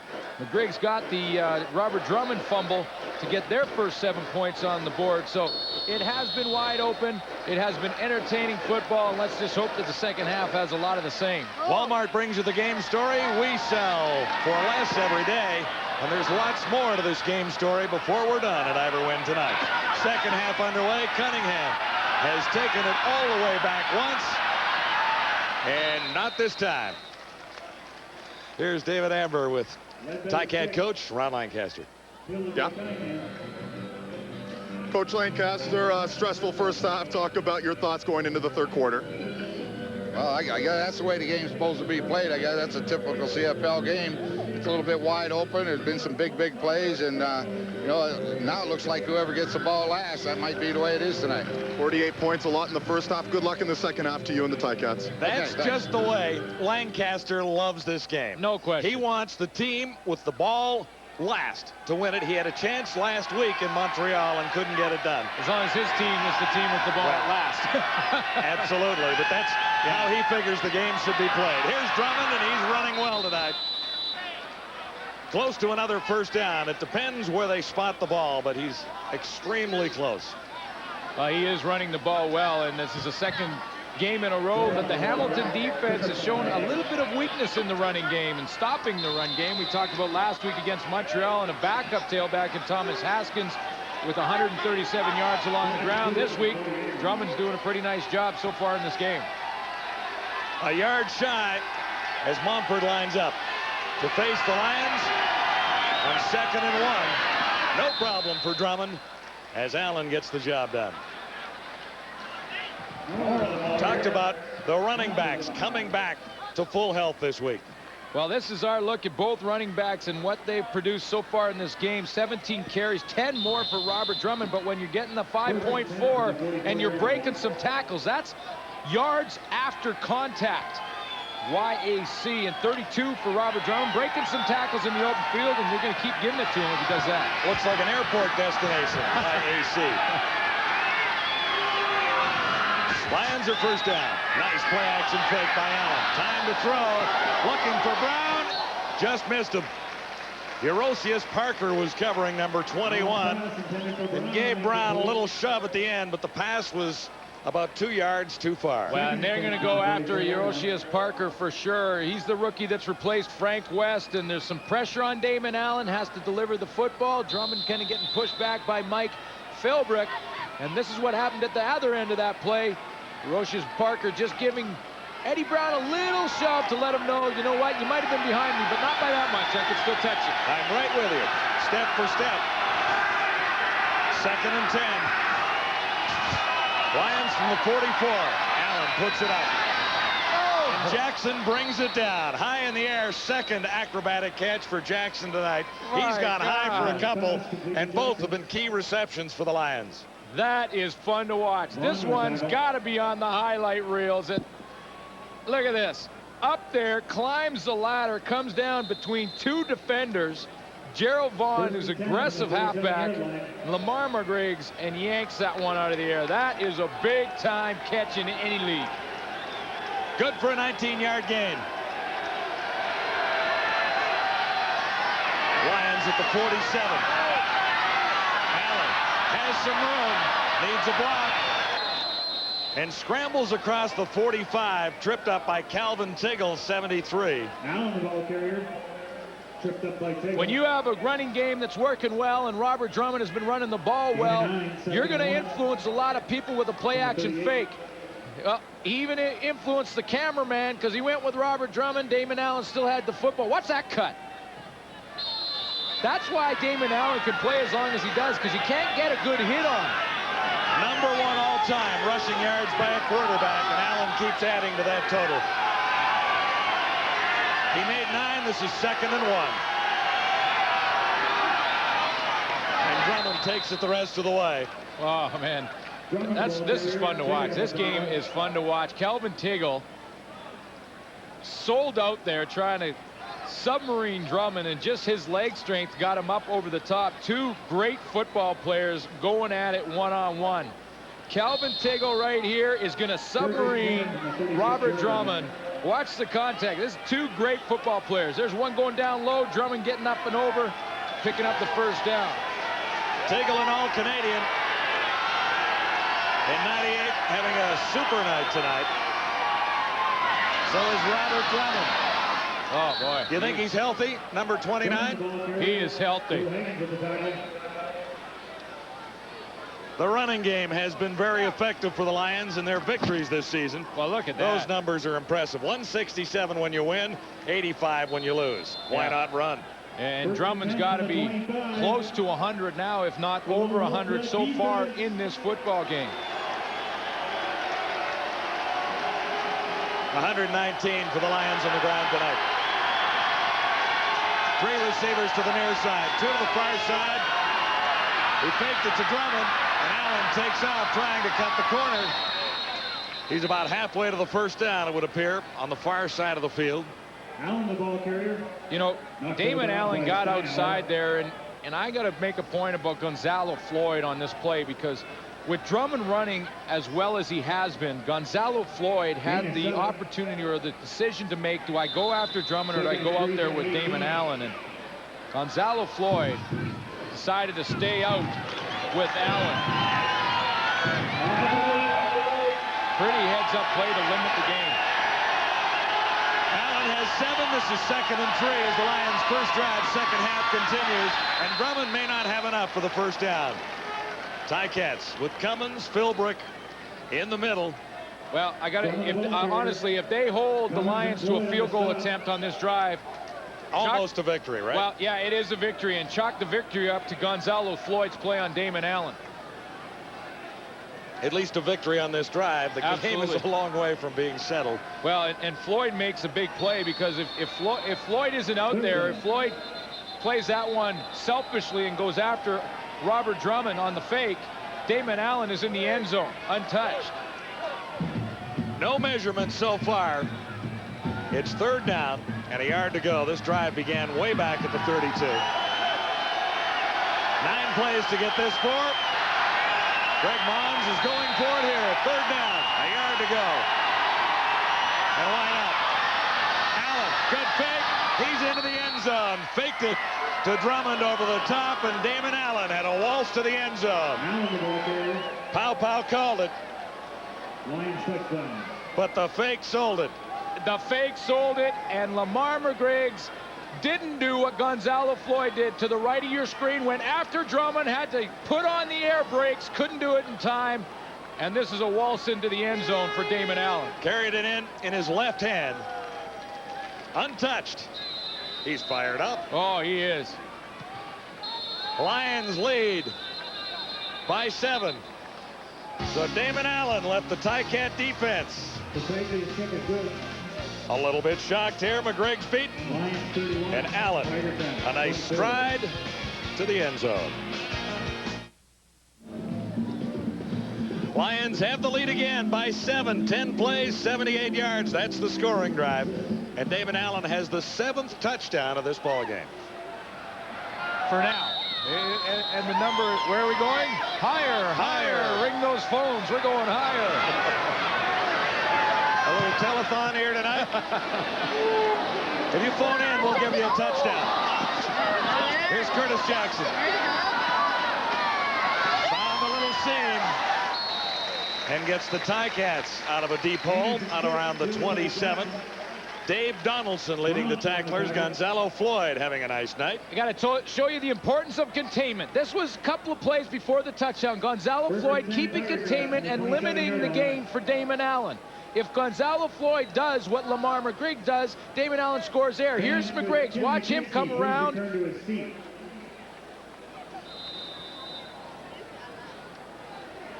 My gosh, the telestrators went wild. It had a mind of its own there. But see Lamar McGriggs coming down to the left of your screen. He comes right on the hash. That's what he did.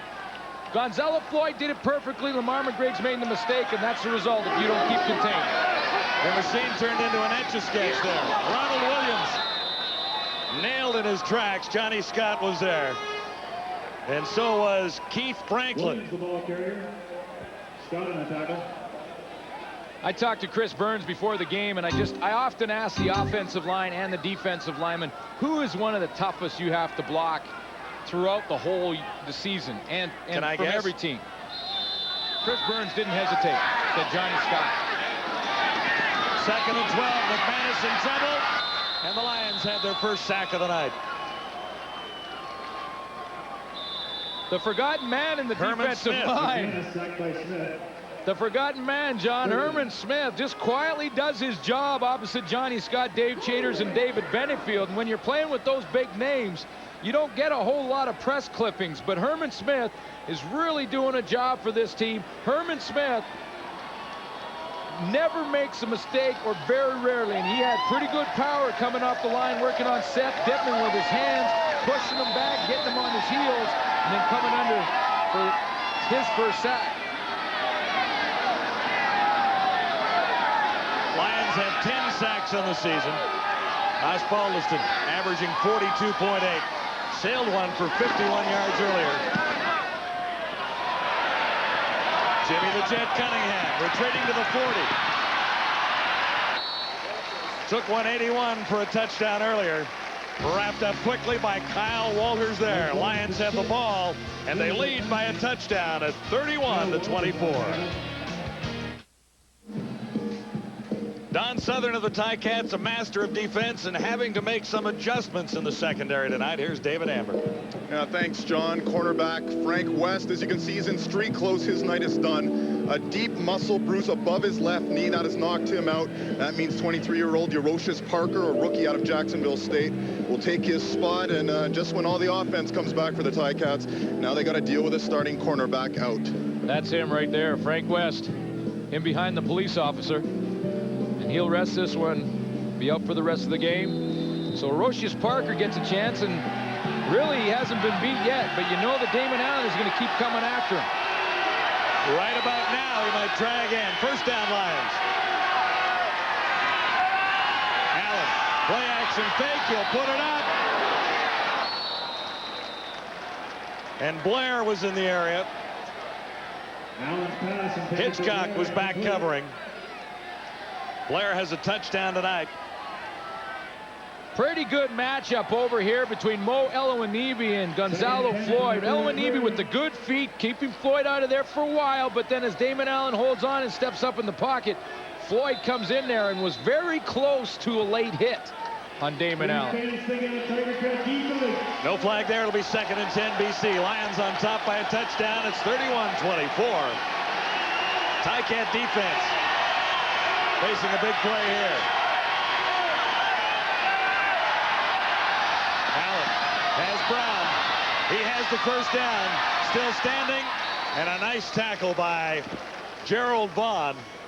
Or Brown might have headed north. Well, you know, and if he headed north a little earlier, he might have saved about a 6-yard loss, because when he bowed back to get around Gerald Vaughn, see right here now, he makes one move to get upfield a little bit further right there. Now, if he goes upfield right now, he gets about 2-3 more. As it turned out, he lost about 7 to go backwards. Had the first down anyway. Lions out at the 46. 1st and 10.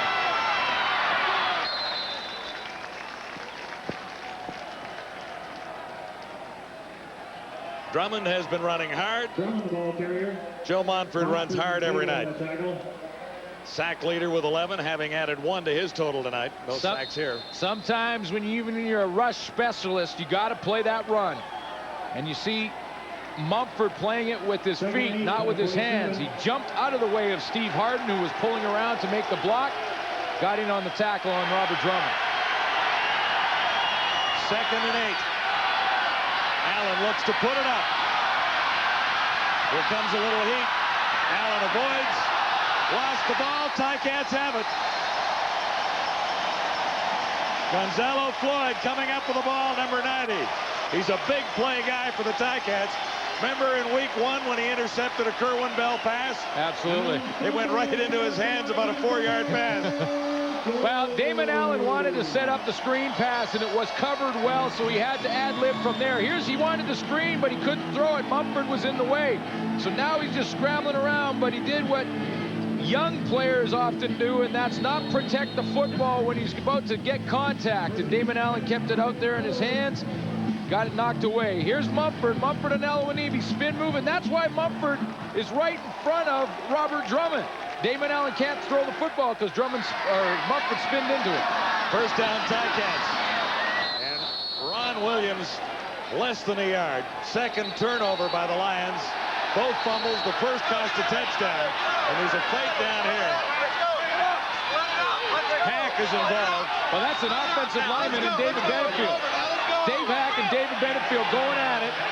10 yards away from the line of scrimmage, 14 yards away. You know, Lions and Tigers have never been able to get along. You go to the zoo and they keep them a long way apart. Well, they're going to keep them apart here because the benches are on the same side of the field here at Iverwin Stadium, and these guys have been fired up tonight. They're going after it. This is an all-out war. Hack has been involved in a couple tonight. And you know what I love about that? The officials didn't throw a penalty.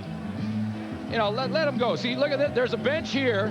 There's a bench here. And there's not a hold. Oh, there it goes. My geez. Etch-a-sketch. It's on automatic pilot tonight. It's on automatic pilot. 2nd down, almost 10 to go. McManus has Amerson. The spot will be important to the Ticats if they call it a catch. The Lions say no. It's going to be about a yard short, I think, John. I think so, too. And the fans want them to go. And Ron is setting in the, well, he may be setting in the big team. The big guys are in for the Tiger Cats. Now keep in mind that Hollis Bollison has that injury. Right now, he would be looking at about a 52-yard field goal attempt. That's a long way out for a guy who's got a quad pull. So that could be part of the reason for Ron Lancaster's decision to gamble here. Well, it's third down. About a yard to go. McManus hands off to Ronald Williams. And there was no doubt about that. I wondered about the call because it took a little while to develop, but Williams made it work. Well, I think if you got Damon Allen as your quarterback, you maybe go with the sneak, but when it's Danny McManus, I think your odds are better to turn around and hand it to your tailback in Ron Williams. Well, look at McManus's rushing numbers. 5 for 5 yards, 1 touchdown. His average is 1.0 yards a carry. Well, that's all he needed. Well, 1.0 yards a carry would have been close. They'd have to measure it. He had a touchdown a couple of weeks ago. McManus gets some heat. Got it away. Flutie made the catch, and he's only got a couple of yards. Well, he's only got a couple, and Darren Flutie has been a non-factor in the Hamilton offense, and I'm going to give credit right now to Dale Joseph. On this play, Flutie is going to beat the zone defense underneath. That's all that is. It's not man-to-man. Zone defense, throw it underneath. You see the middle linebacker, Paul Lacoste, coming up to make the tackle. So far in this game, in the matchup, Dale Joseph has really done a number on Darren Flutie, but there's a lot of football to be played, and you know that Darren Flutie is recreating his game plan as he goes. 2nd and 8.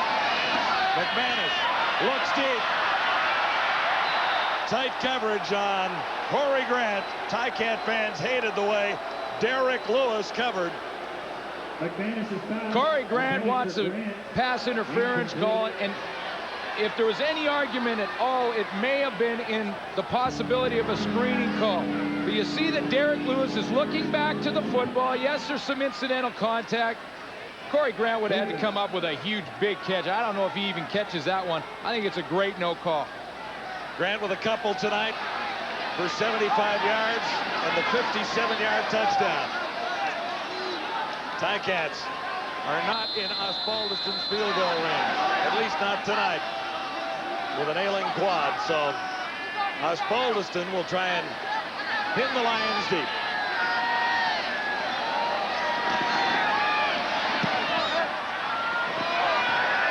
Cunningham takes it in the goal area.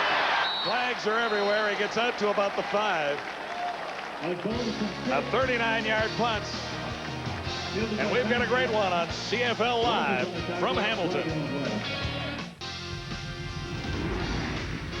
CFL Live on TSN is brought to you in part by Gatorade. Is it in you? Lions and Tiger Cats everywhere at Iverwin tonight. Off the Record follows us with Toronto Argonaut quarterback Adrian Smith. Or is that no cornerback? Well, he's a cornerback on the roster, and he's anyway, he runs the jumbo.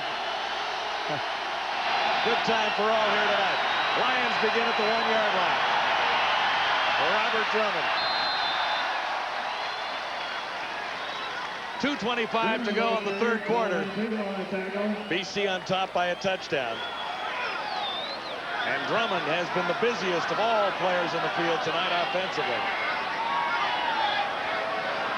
A little slow getting up there, and you wonder if that's that ankle again. And they're going to have to bring in Mark Nora, play the tailback, and give Drummond a rest. He's got over 100 yards tonight.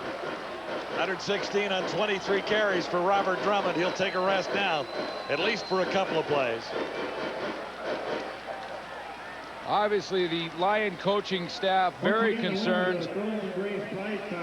Huge average coming into this game, #1 in the CFL, 157, and of course tonight, almost there with over a quarter to play. Add in Damon Allen to the running game for the Lions so far tonight for Joe Paopao.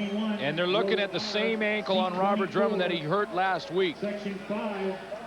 And again, that was a pinched nerve of some kind. It was very painful for Drummond, but it wasn't a twisted ankle or a sprained ankle, which was the reason that he played tonight.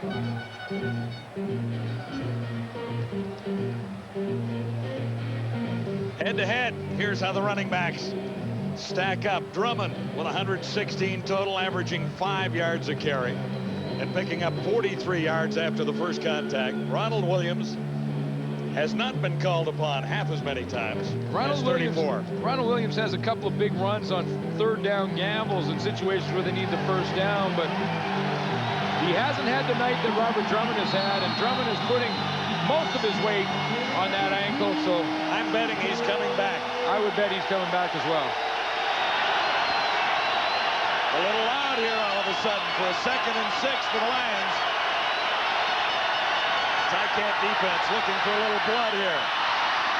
Mark Nora made the catch, and he'll have the first down. Nora in for Drummond. And he was wrapped up by Joe Higgins. This is what happened last week to Robert Drummond. He had the injury, rolled the ankle last week on this run. Twisted a little bit right as he went in the end zone. He went off there. They retaped the ankle. It was very painful for him. He didn't return to the football game, and then tonight, just re-injuring it here in the third quarter. Lions 1st and 10. Nora can run too. He's out across the 20.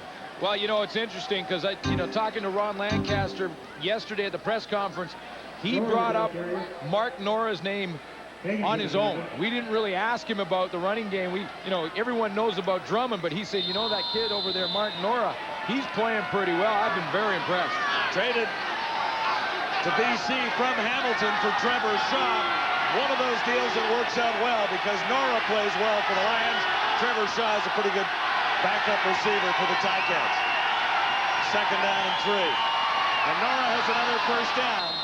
Heck Crichton Trophy winner back in '97. Nora, the ball carrier.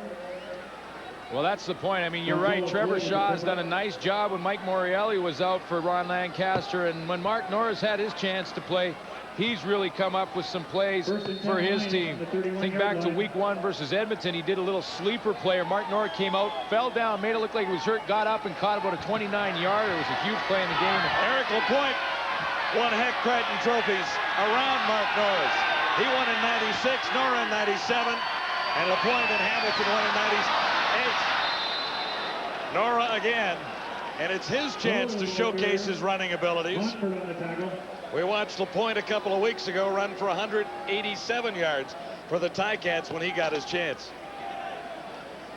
Nora is in for Drummond, and he's carrying the Lions for now. 4th quarter is just ahead on the CFL Live. You're watching the CFL Live, and we're at the quarter. Brought to you by 1-800-HI-IT'S-ME. It's the cheapest way to call. Collect.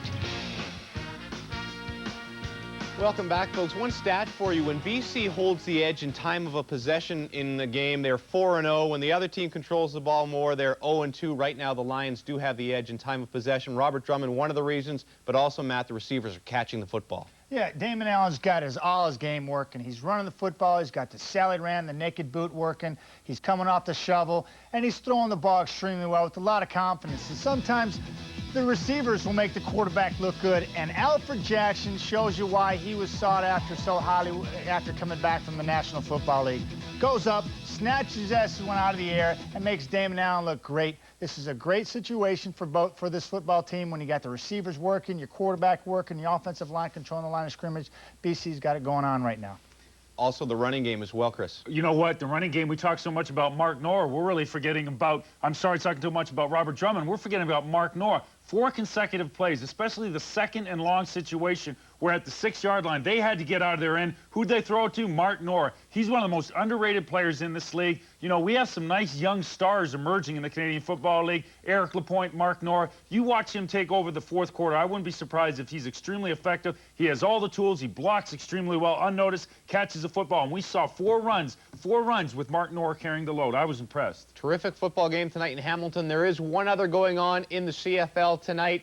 Winnipeg and Calgary, scoreless. That one underway just a few minutes ago. Let us send it back to Hamilton for 4th quarter action. Great Canadian talent, too. There's another Heck Crichton Trophy winner, number 20. Don Blair, who won in '95. Eric Lapointe, who won twice, '96, '98, as mentioned. And we're watching Mark Nora in the BC Lion backfield. Play action fakes and all there. Allen got it away. Jimmy Cunningham has a first down for the Lions. So we can line them up all in a row, the Heck Crichton Trophy winners here tonight. All making contributions. LaPointe from Mount A in 98, 96. Mark Nora slipped in to win in 97. Don Blair in 95. LaPointe has a pretty good crowd of supporters here from Mount A tonight. He sure does. He has 60 people from Mount Allison here at the game, and that's a lot of tickets you got to round up. All cheering on Eric LaPointe here tonight. Really is one of the future stars in the game. Eric Point. You got Don Blair, who's been a star for a couple of years, and then Mark Nora, who is also coming along and looks like will be part of the future for the BC Lions in the running game. Yeah, Blair has a touchdown here tonight. Lions have a first down here right now. Ball right on the 55. Mark Nora halfway to another BC Lion first down. 31-24, the Lions on top of the Ticats. And here's what we've got for you so far. Well, that's the one that I noticed at the bottom. In the first quarter, the Hamilton Tiger Cats owned the BC Lions when it came up time of possession, and BC has quickly taken over that category, and it's because of 186 yards of rushing. And when you run the football that well, you're going to keep it longer. Third quarter stats brought to you by Castrol GTX. Drive hard, just like the Lions are doing right now. Drummond's back in there. Now Nora gets a break. Allen on 2nd and 5. Away from one. He can't get away from all the Ticats who surrounded him there. Montford was there. Gonzalo Floyd was there. Philbrick not far away. David? John Wells, yeah, they brought back Robert Drummond. What they did was they taped up the sore ankle. He said after everything that happened last year, having such a rough season, he says nothing was going to keep him out of this game. They taped it up. He walked it off. He'll be back for the rest of the fourth quarter. Yeah, you can't keep Robert Drummond out of a football game unless he loses a leg. I mean, Robert Drummond, I got to tell you a quick story about Drummond when we see him again, because that guy is a warrior. Louis Pasaglia into the wind is coming down to Parker, and he's grabbed by the first downfield tackler. Leading the charge, Antonio Armstrong, the punt. Just 38 yards. Ticats get a chance here, starting the fourth quarter. And here's our location. Iverwin Stadium on a great night for CFL football. It's the Lions by 7. Ticats have the ball. McManus looking to respond to a touchdown, and that's batted down. The only touchdown of the second half. Allen on a 16-yard run as Benefield got a hand up to knock that one out of the air. Well, I heard Matt Dunnigan back in control talk about when you're playing against Danny McManus, and he had a conversation with Don Lindsay, and he tells his defensive linemen to get their hands up against Danny McManus, because he's going to take that 3-4 step drop, release the football in a hurry, so you're not often going to get the sack, but you may get the knockdown. Critical play for McManus here on 2nd and 10. Near side, Flutie couldn't hang on. He has not been a factor tonight. Darren Flutie last week 5 catches, 77 yards, and he dropped a couple. The week before, just 1 catch for Flutie, so I don't know what's happened to the usually sure-handed Darren Flutie. That one was pretty low and away, and Danny McManus had to throw it there because Reggie Carthon was breaking on the football. He had to keep it away from Carthon. But you're right, Danny McManus usually comes up with that, or excuse me, Darren Flutie usually comes up with that catch. I don't think he had to make the catch, but it was a ball that could have been caught. Yeah.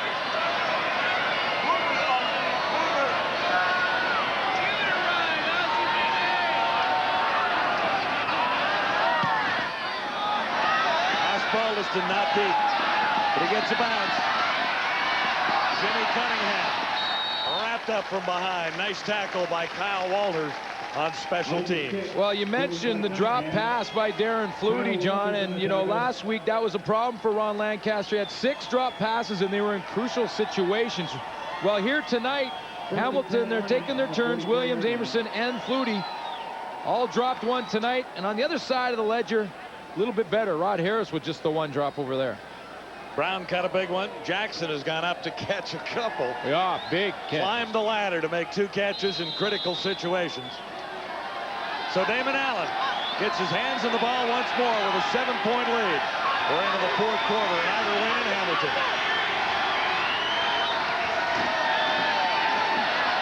Drummond. Big hold. Another first down out across midfield. Wham. Hitchcock laid it on him. I got the way 42 plays the game.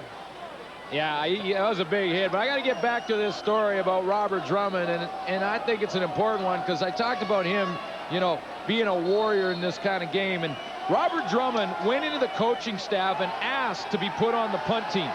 You know, and that's rare when a veteran will go into the room and say, I want to cover kicks. I want to be more of a factor than just running the football. Why not run with Robert Drummond all night long? Another 12 yards, another Lions first down. And he has been a big reason for the BC success here tonight. When you go in and do that, everybody on the team knows about it. And that's not something that Robert Drummond is trying to do to grandstand or anything else after that. Robert Drummond just wants to compete, and he wants to be on the football field for as many plays as he can. I said, Big, I'll take that back. He has been huge for the Lions. Huge. 54 yards after contact, and well over 100 already with 10:41 to go. There he goes again, off tackle this time. Drummond has another first down. That's back-to-back first downs. Drummond on the ground. They can't stop him. They cannot stop him. Had trouble against Haskins last week for Montreal. Look at this, 3 plays in a row. It's Drummond right. Big yardage there. Taking a hit. Then another Drummond. Will go right again. And then you go to the last play. 3 in a row to Robert Drummond. And let's throw him left this time. And yeah, he makes a great cut. And another big gain. First and 10, Lions at the Ticat 28. It's time for the Hamilton defense to make something happen. Not quite a first down there, but he's more than halfway to it. Actually, that's Mark Nora, number 28, sneaking in there. Drummond took a break. Drummond is in pain, John. I mean, Robert Drummond is trying to block it out right now. You're on that sideline, you've got to nick. You got something that's really bothering you. It's very painful. You got to try and block it out mentally so you can get back in that football game. It's not easy, but the real good ones do it. Drummond's doing it tonight. 2nd and 3. Alfred Jackson to the near side. Eddie Brown, far side of the field. The wideouts for BC. And Mark Nora got the call. He should have the first down. That's the indication down there as he's near the 15-yard line. You know, when you're Joe Powell and you can hand the ball off on a series and keep the first downs racking up, boy, that's what you like to do. You're protecting the football. You're eating up the clock in the 4th quarter. You're in scoring range. Your chances of a mistake of an interception, something like that, are out the window. Thank you to number 29 for that, and number 28 who's filled in for him. Lions are doing everything right on this drive. Nora cuts it back in, broke one tackle and another. It took a couple of cats to bring him down. It's demoralizing for the defense, too. When you are getting the ball run down your throat, it is demoralizing. And Hitchcock and Tiggle going to talk it over. Don Southern hates to see this because he's in a helpless position. He's standing on the sideline. He can't do it. He can't make a tackle. He's got to rely on the boys up front, and Gonzalo Floyd and Lamar McGriggs in the linebacking core. Joe Mumford. Someone's got to dig in and make a play on this run. They're running it right down their throats. Again, the Ticat defense has to come out with a giant play. That's not a bad start right there. Mumford stopped him in his tracks, but they're awfully close to the goal line. Well, yeah, but they can bend and not break and give up a field goal, and it's not that bad. And Mumford decided himself that he would be that guy to make the play on Mark Nora. We were just saying that Don Southern needed someone to step up. There's no infraction on the play. 64 had reported his end. First down. Well, it's no surprise that it was Joe Mumford. And he needs it one more time. Force the field goal here. Yeah. And you're only down by 10. A touchdown means you've got to drive twice the length of the field. Defense for the Ticats, very solid early, creating a touchdown. Lamar McGriggs picked up the first points of the game. Can't get it away. There's a marker down. But Allen was wrapped up by Rob Hitchcock, number 42. Check the infraction. As usual, the Lions say it's against the Ticats, and the Ticats are saying it's against the Lions. Injured Ticat down on the 1-yard line, too. Offside. Hamilton, number 15. First down. That's Joe Higgins, and that's costly. Drummond chugs back onto the field. Boy, is that ever costly. Ron Lancaster has he's looking at his defense thinking, we hold them to a field goal. It's a 10-point game. Lots pretty of time. good shot. Lots of time left, over 7 minutes. They score a touchdown here. We're really behind the 8 ball, and they had him stopped. Higgins is offside. It's the Lions by 7 and threatening to add to their total here with a first down deep in Ticat territory. Back live at Ivor Wynn. Everything horrible that could happen to Joe Higgins on the last play. He was called for offside in a critical situation, and now they're hauling him off with a suspected knee injury. It was because he was offside that he got the knee injury. Joe Higgins is going to jump, then try and get back, and when he tries to get back, he's off balance.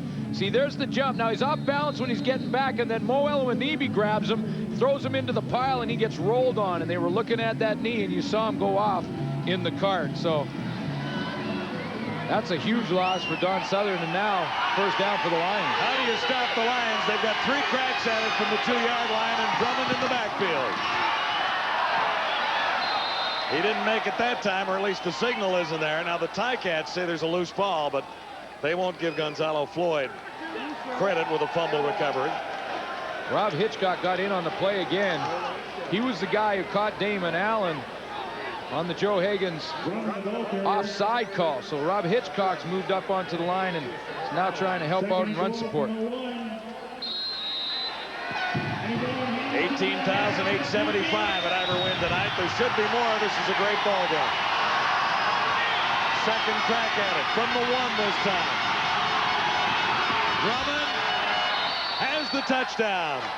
He finishes off the drive he started, and the Ticats are down by 13. And Don Southern feels like he just had a knife put through his chest.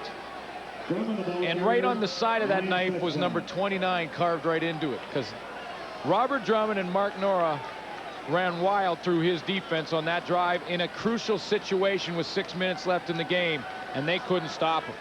The 50-50 draw has already been had some opportunities to make the big plays, and the Ticat defense vulnerable to the run for the 2nd week in a row. Thomas Haskins ran for 138 last week as the Cats gave up over 400 yards in offense.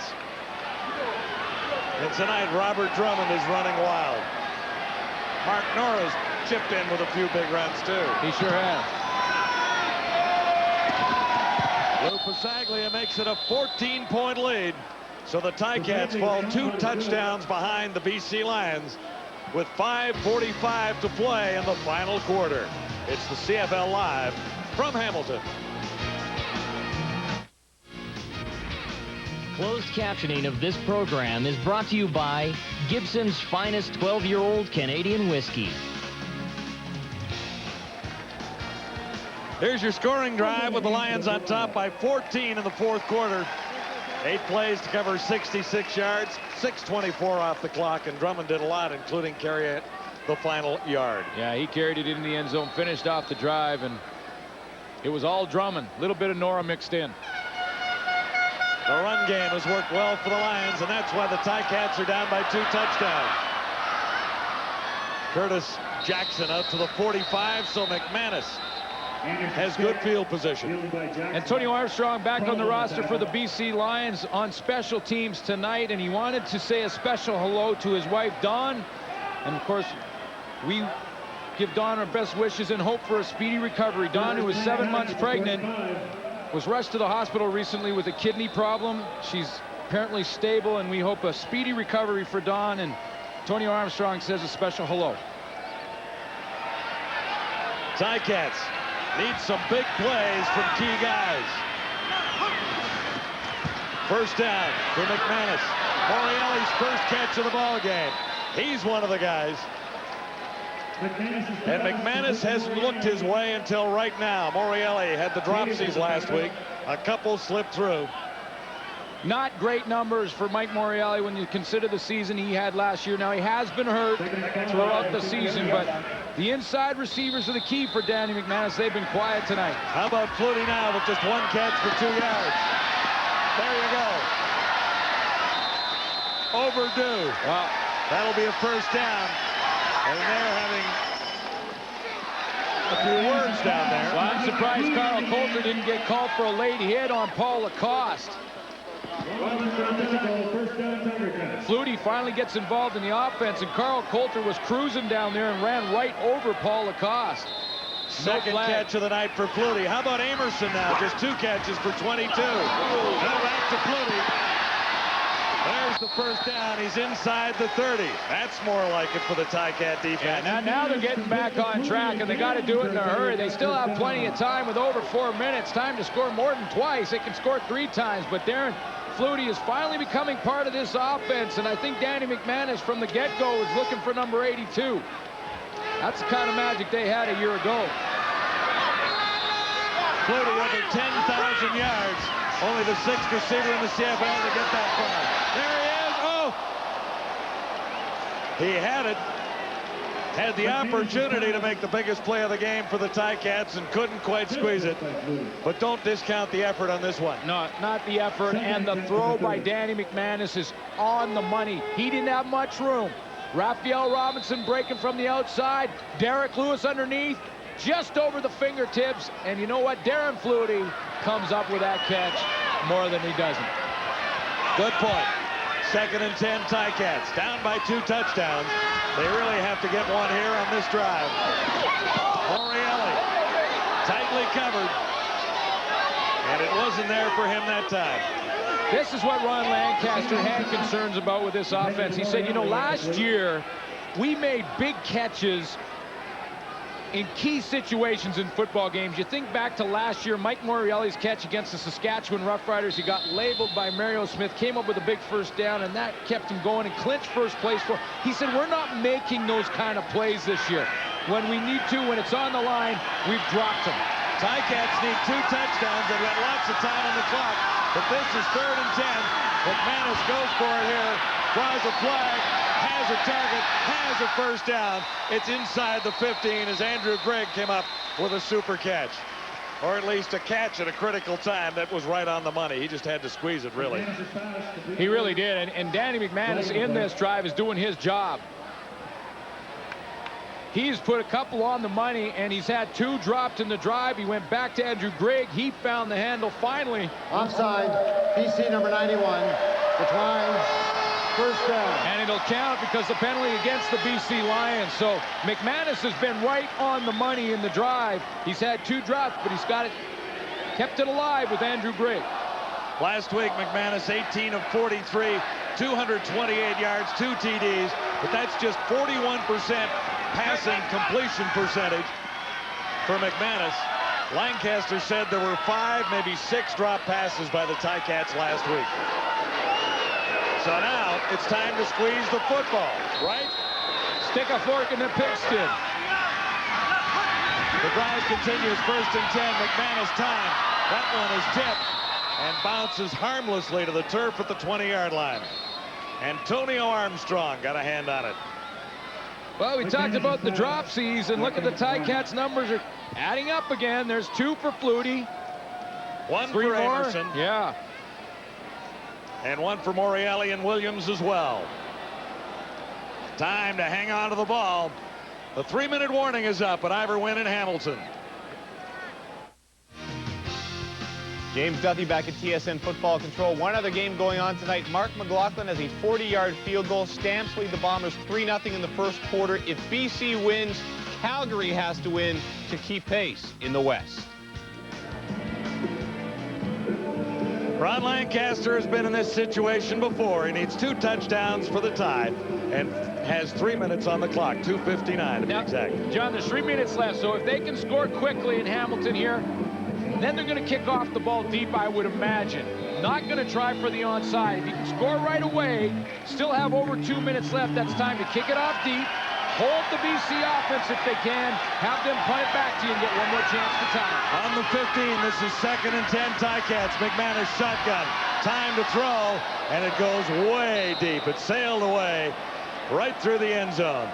So they gambled on 3rd and 10 moments ago. I think they have to do that here now. They have to. Miscommunication between Danny McManus and Andrew Gregg. Gregg was going down the sideline into the end zone. McManus thought he was going to continue and run the fade. Gregg broke off the pattern. Ball bounces on the turf. They got to go. From the 15. The ball game is on the line here. Ticats can still force overtime if they can get to the end zone right now. Otherwise, they'll have to leave it up to the defense to get them 7 and keep it alive. McManus has the target, has the touchdown. 7 points separating these two. Amerson dropped early. He made the clutch catch there. McManus made the clutch throw, though. Well, you wondered when Archie Amerson was going to get involved in the offense, only back for his 2nd game coming off the injury, and he's a guy that can be used as a slot back or a running back. And Archie Amerson comes up with maybe the biggest play of the Ticats season this far, if they can come back and tie this one. Overtime? What do you think? Well, you know, I'd love to see it because it's been that kind of game.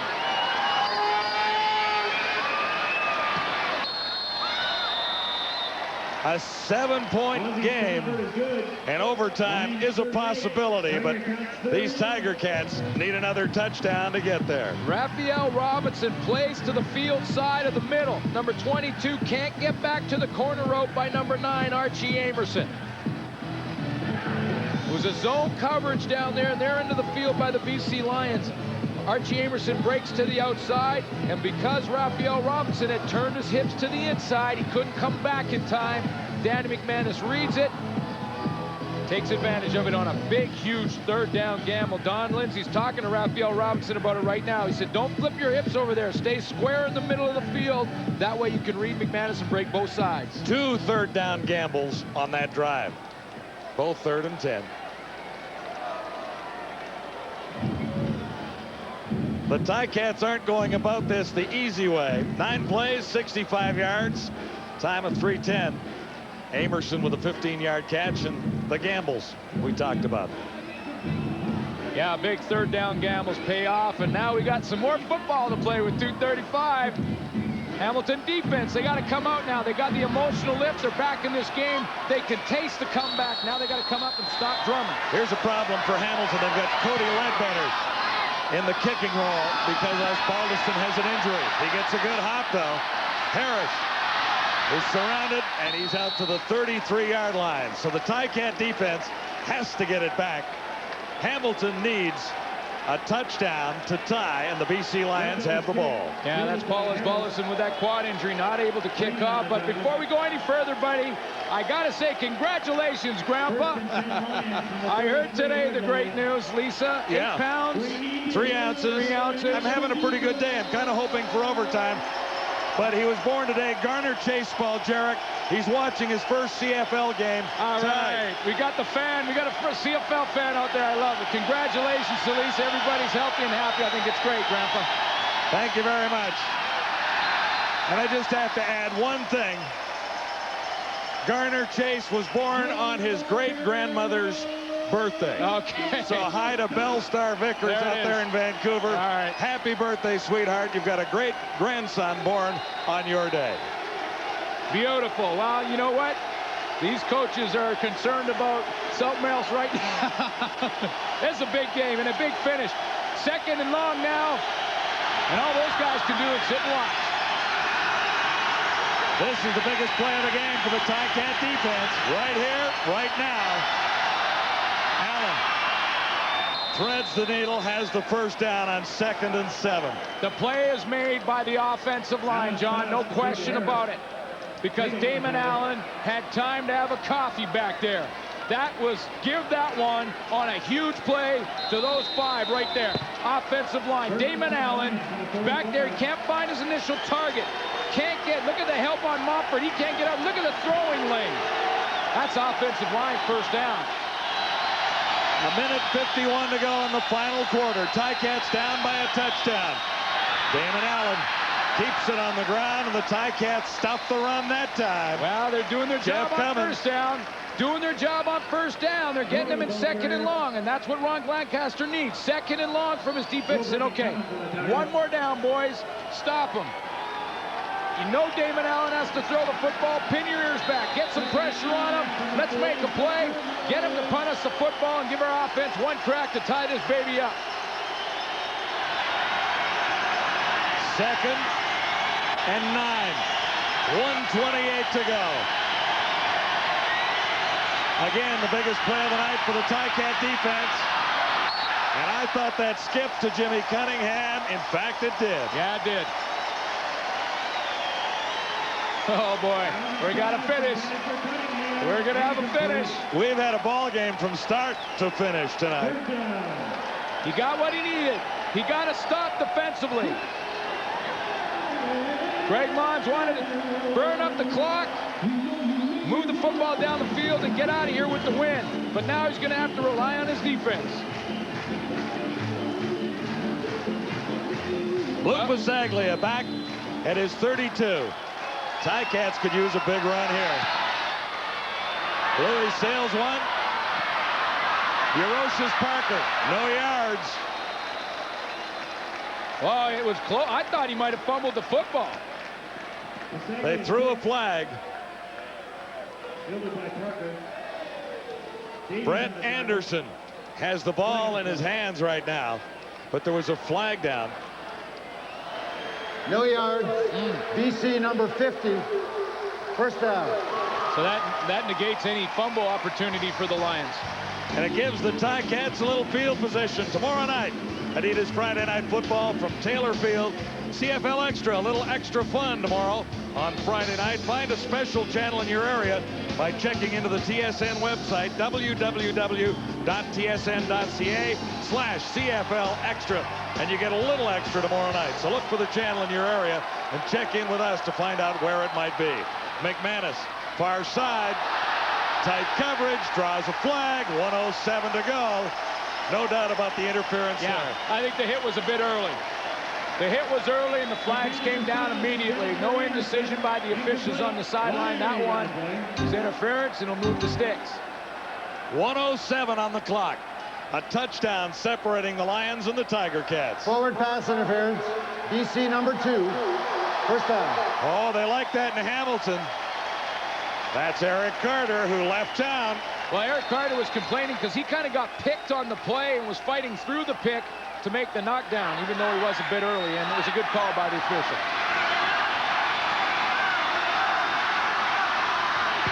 First down, Tiger Cats. McManus, time to throw. Flutie, the big catch. A little shy of the first down, but he gets down in a hurry and is about maybe a yard shy. Tell me there's a more exciting game to watch than the Canadian Football League. Tell me that. Just go ahead and make an argument for something else. Can't do it, can you? Well, no, I wasn't about to. I'm having quite a nice time here today. As a matter of fact, I've had a pretty good day overall. Yeah, you have. Flutie, 4th catch, 41 yards.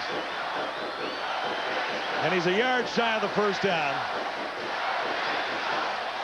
Amerson heads to the sidelines, a little shaken up, so that shakes up things in the Ticat backfield. Well, Trevor Shaw had come in, and now he's gone back out.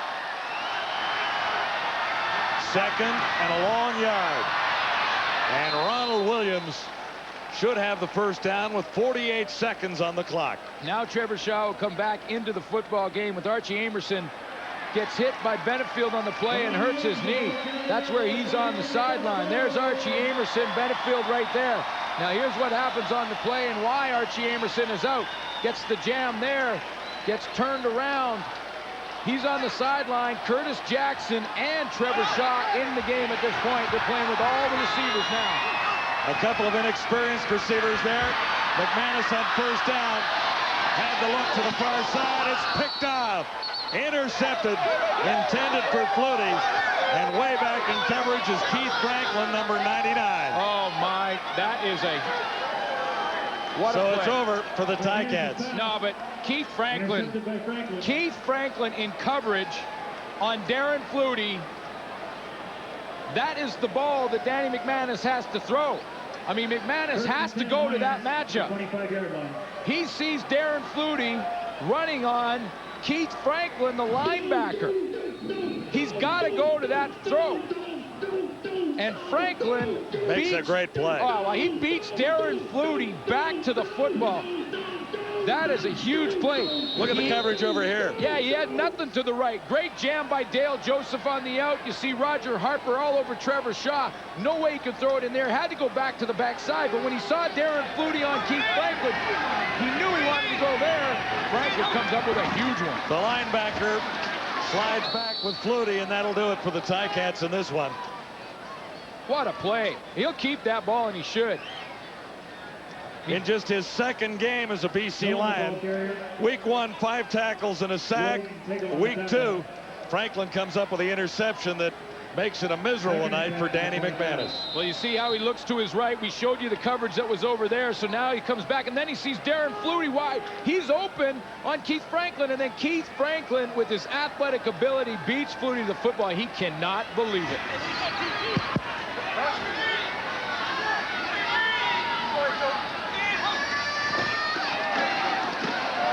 Mark Nora just runs another few ticks off the clock on a great football evening at Hamilton at Ivor Wynne Stadium. So the BC Lions bounce back from a terrible performance last week against the Argonauts. Well, and you know what, John? I think both teams have bounced back. I mean, you know, you could have gone either way with this game. I mean, both teams played better. Hamilton played better offensively. Darren Flutie finally back involved in the offense late.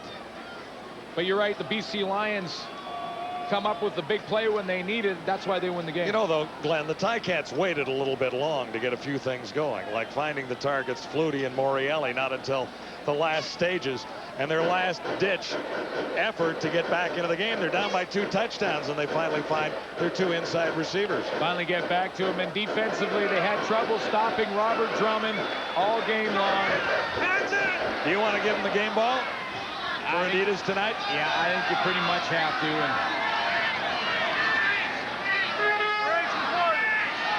Lions are 11 seconds away from victory. There's not much the Tiger Cats can do about it now.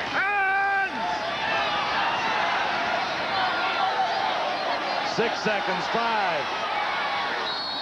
And 3 seconds left on the clock as Pasaglia goes back and gives up 2.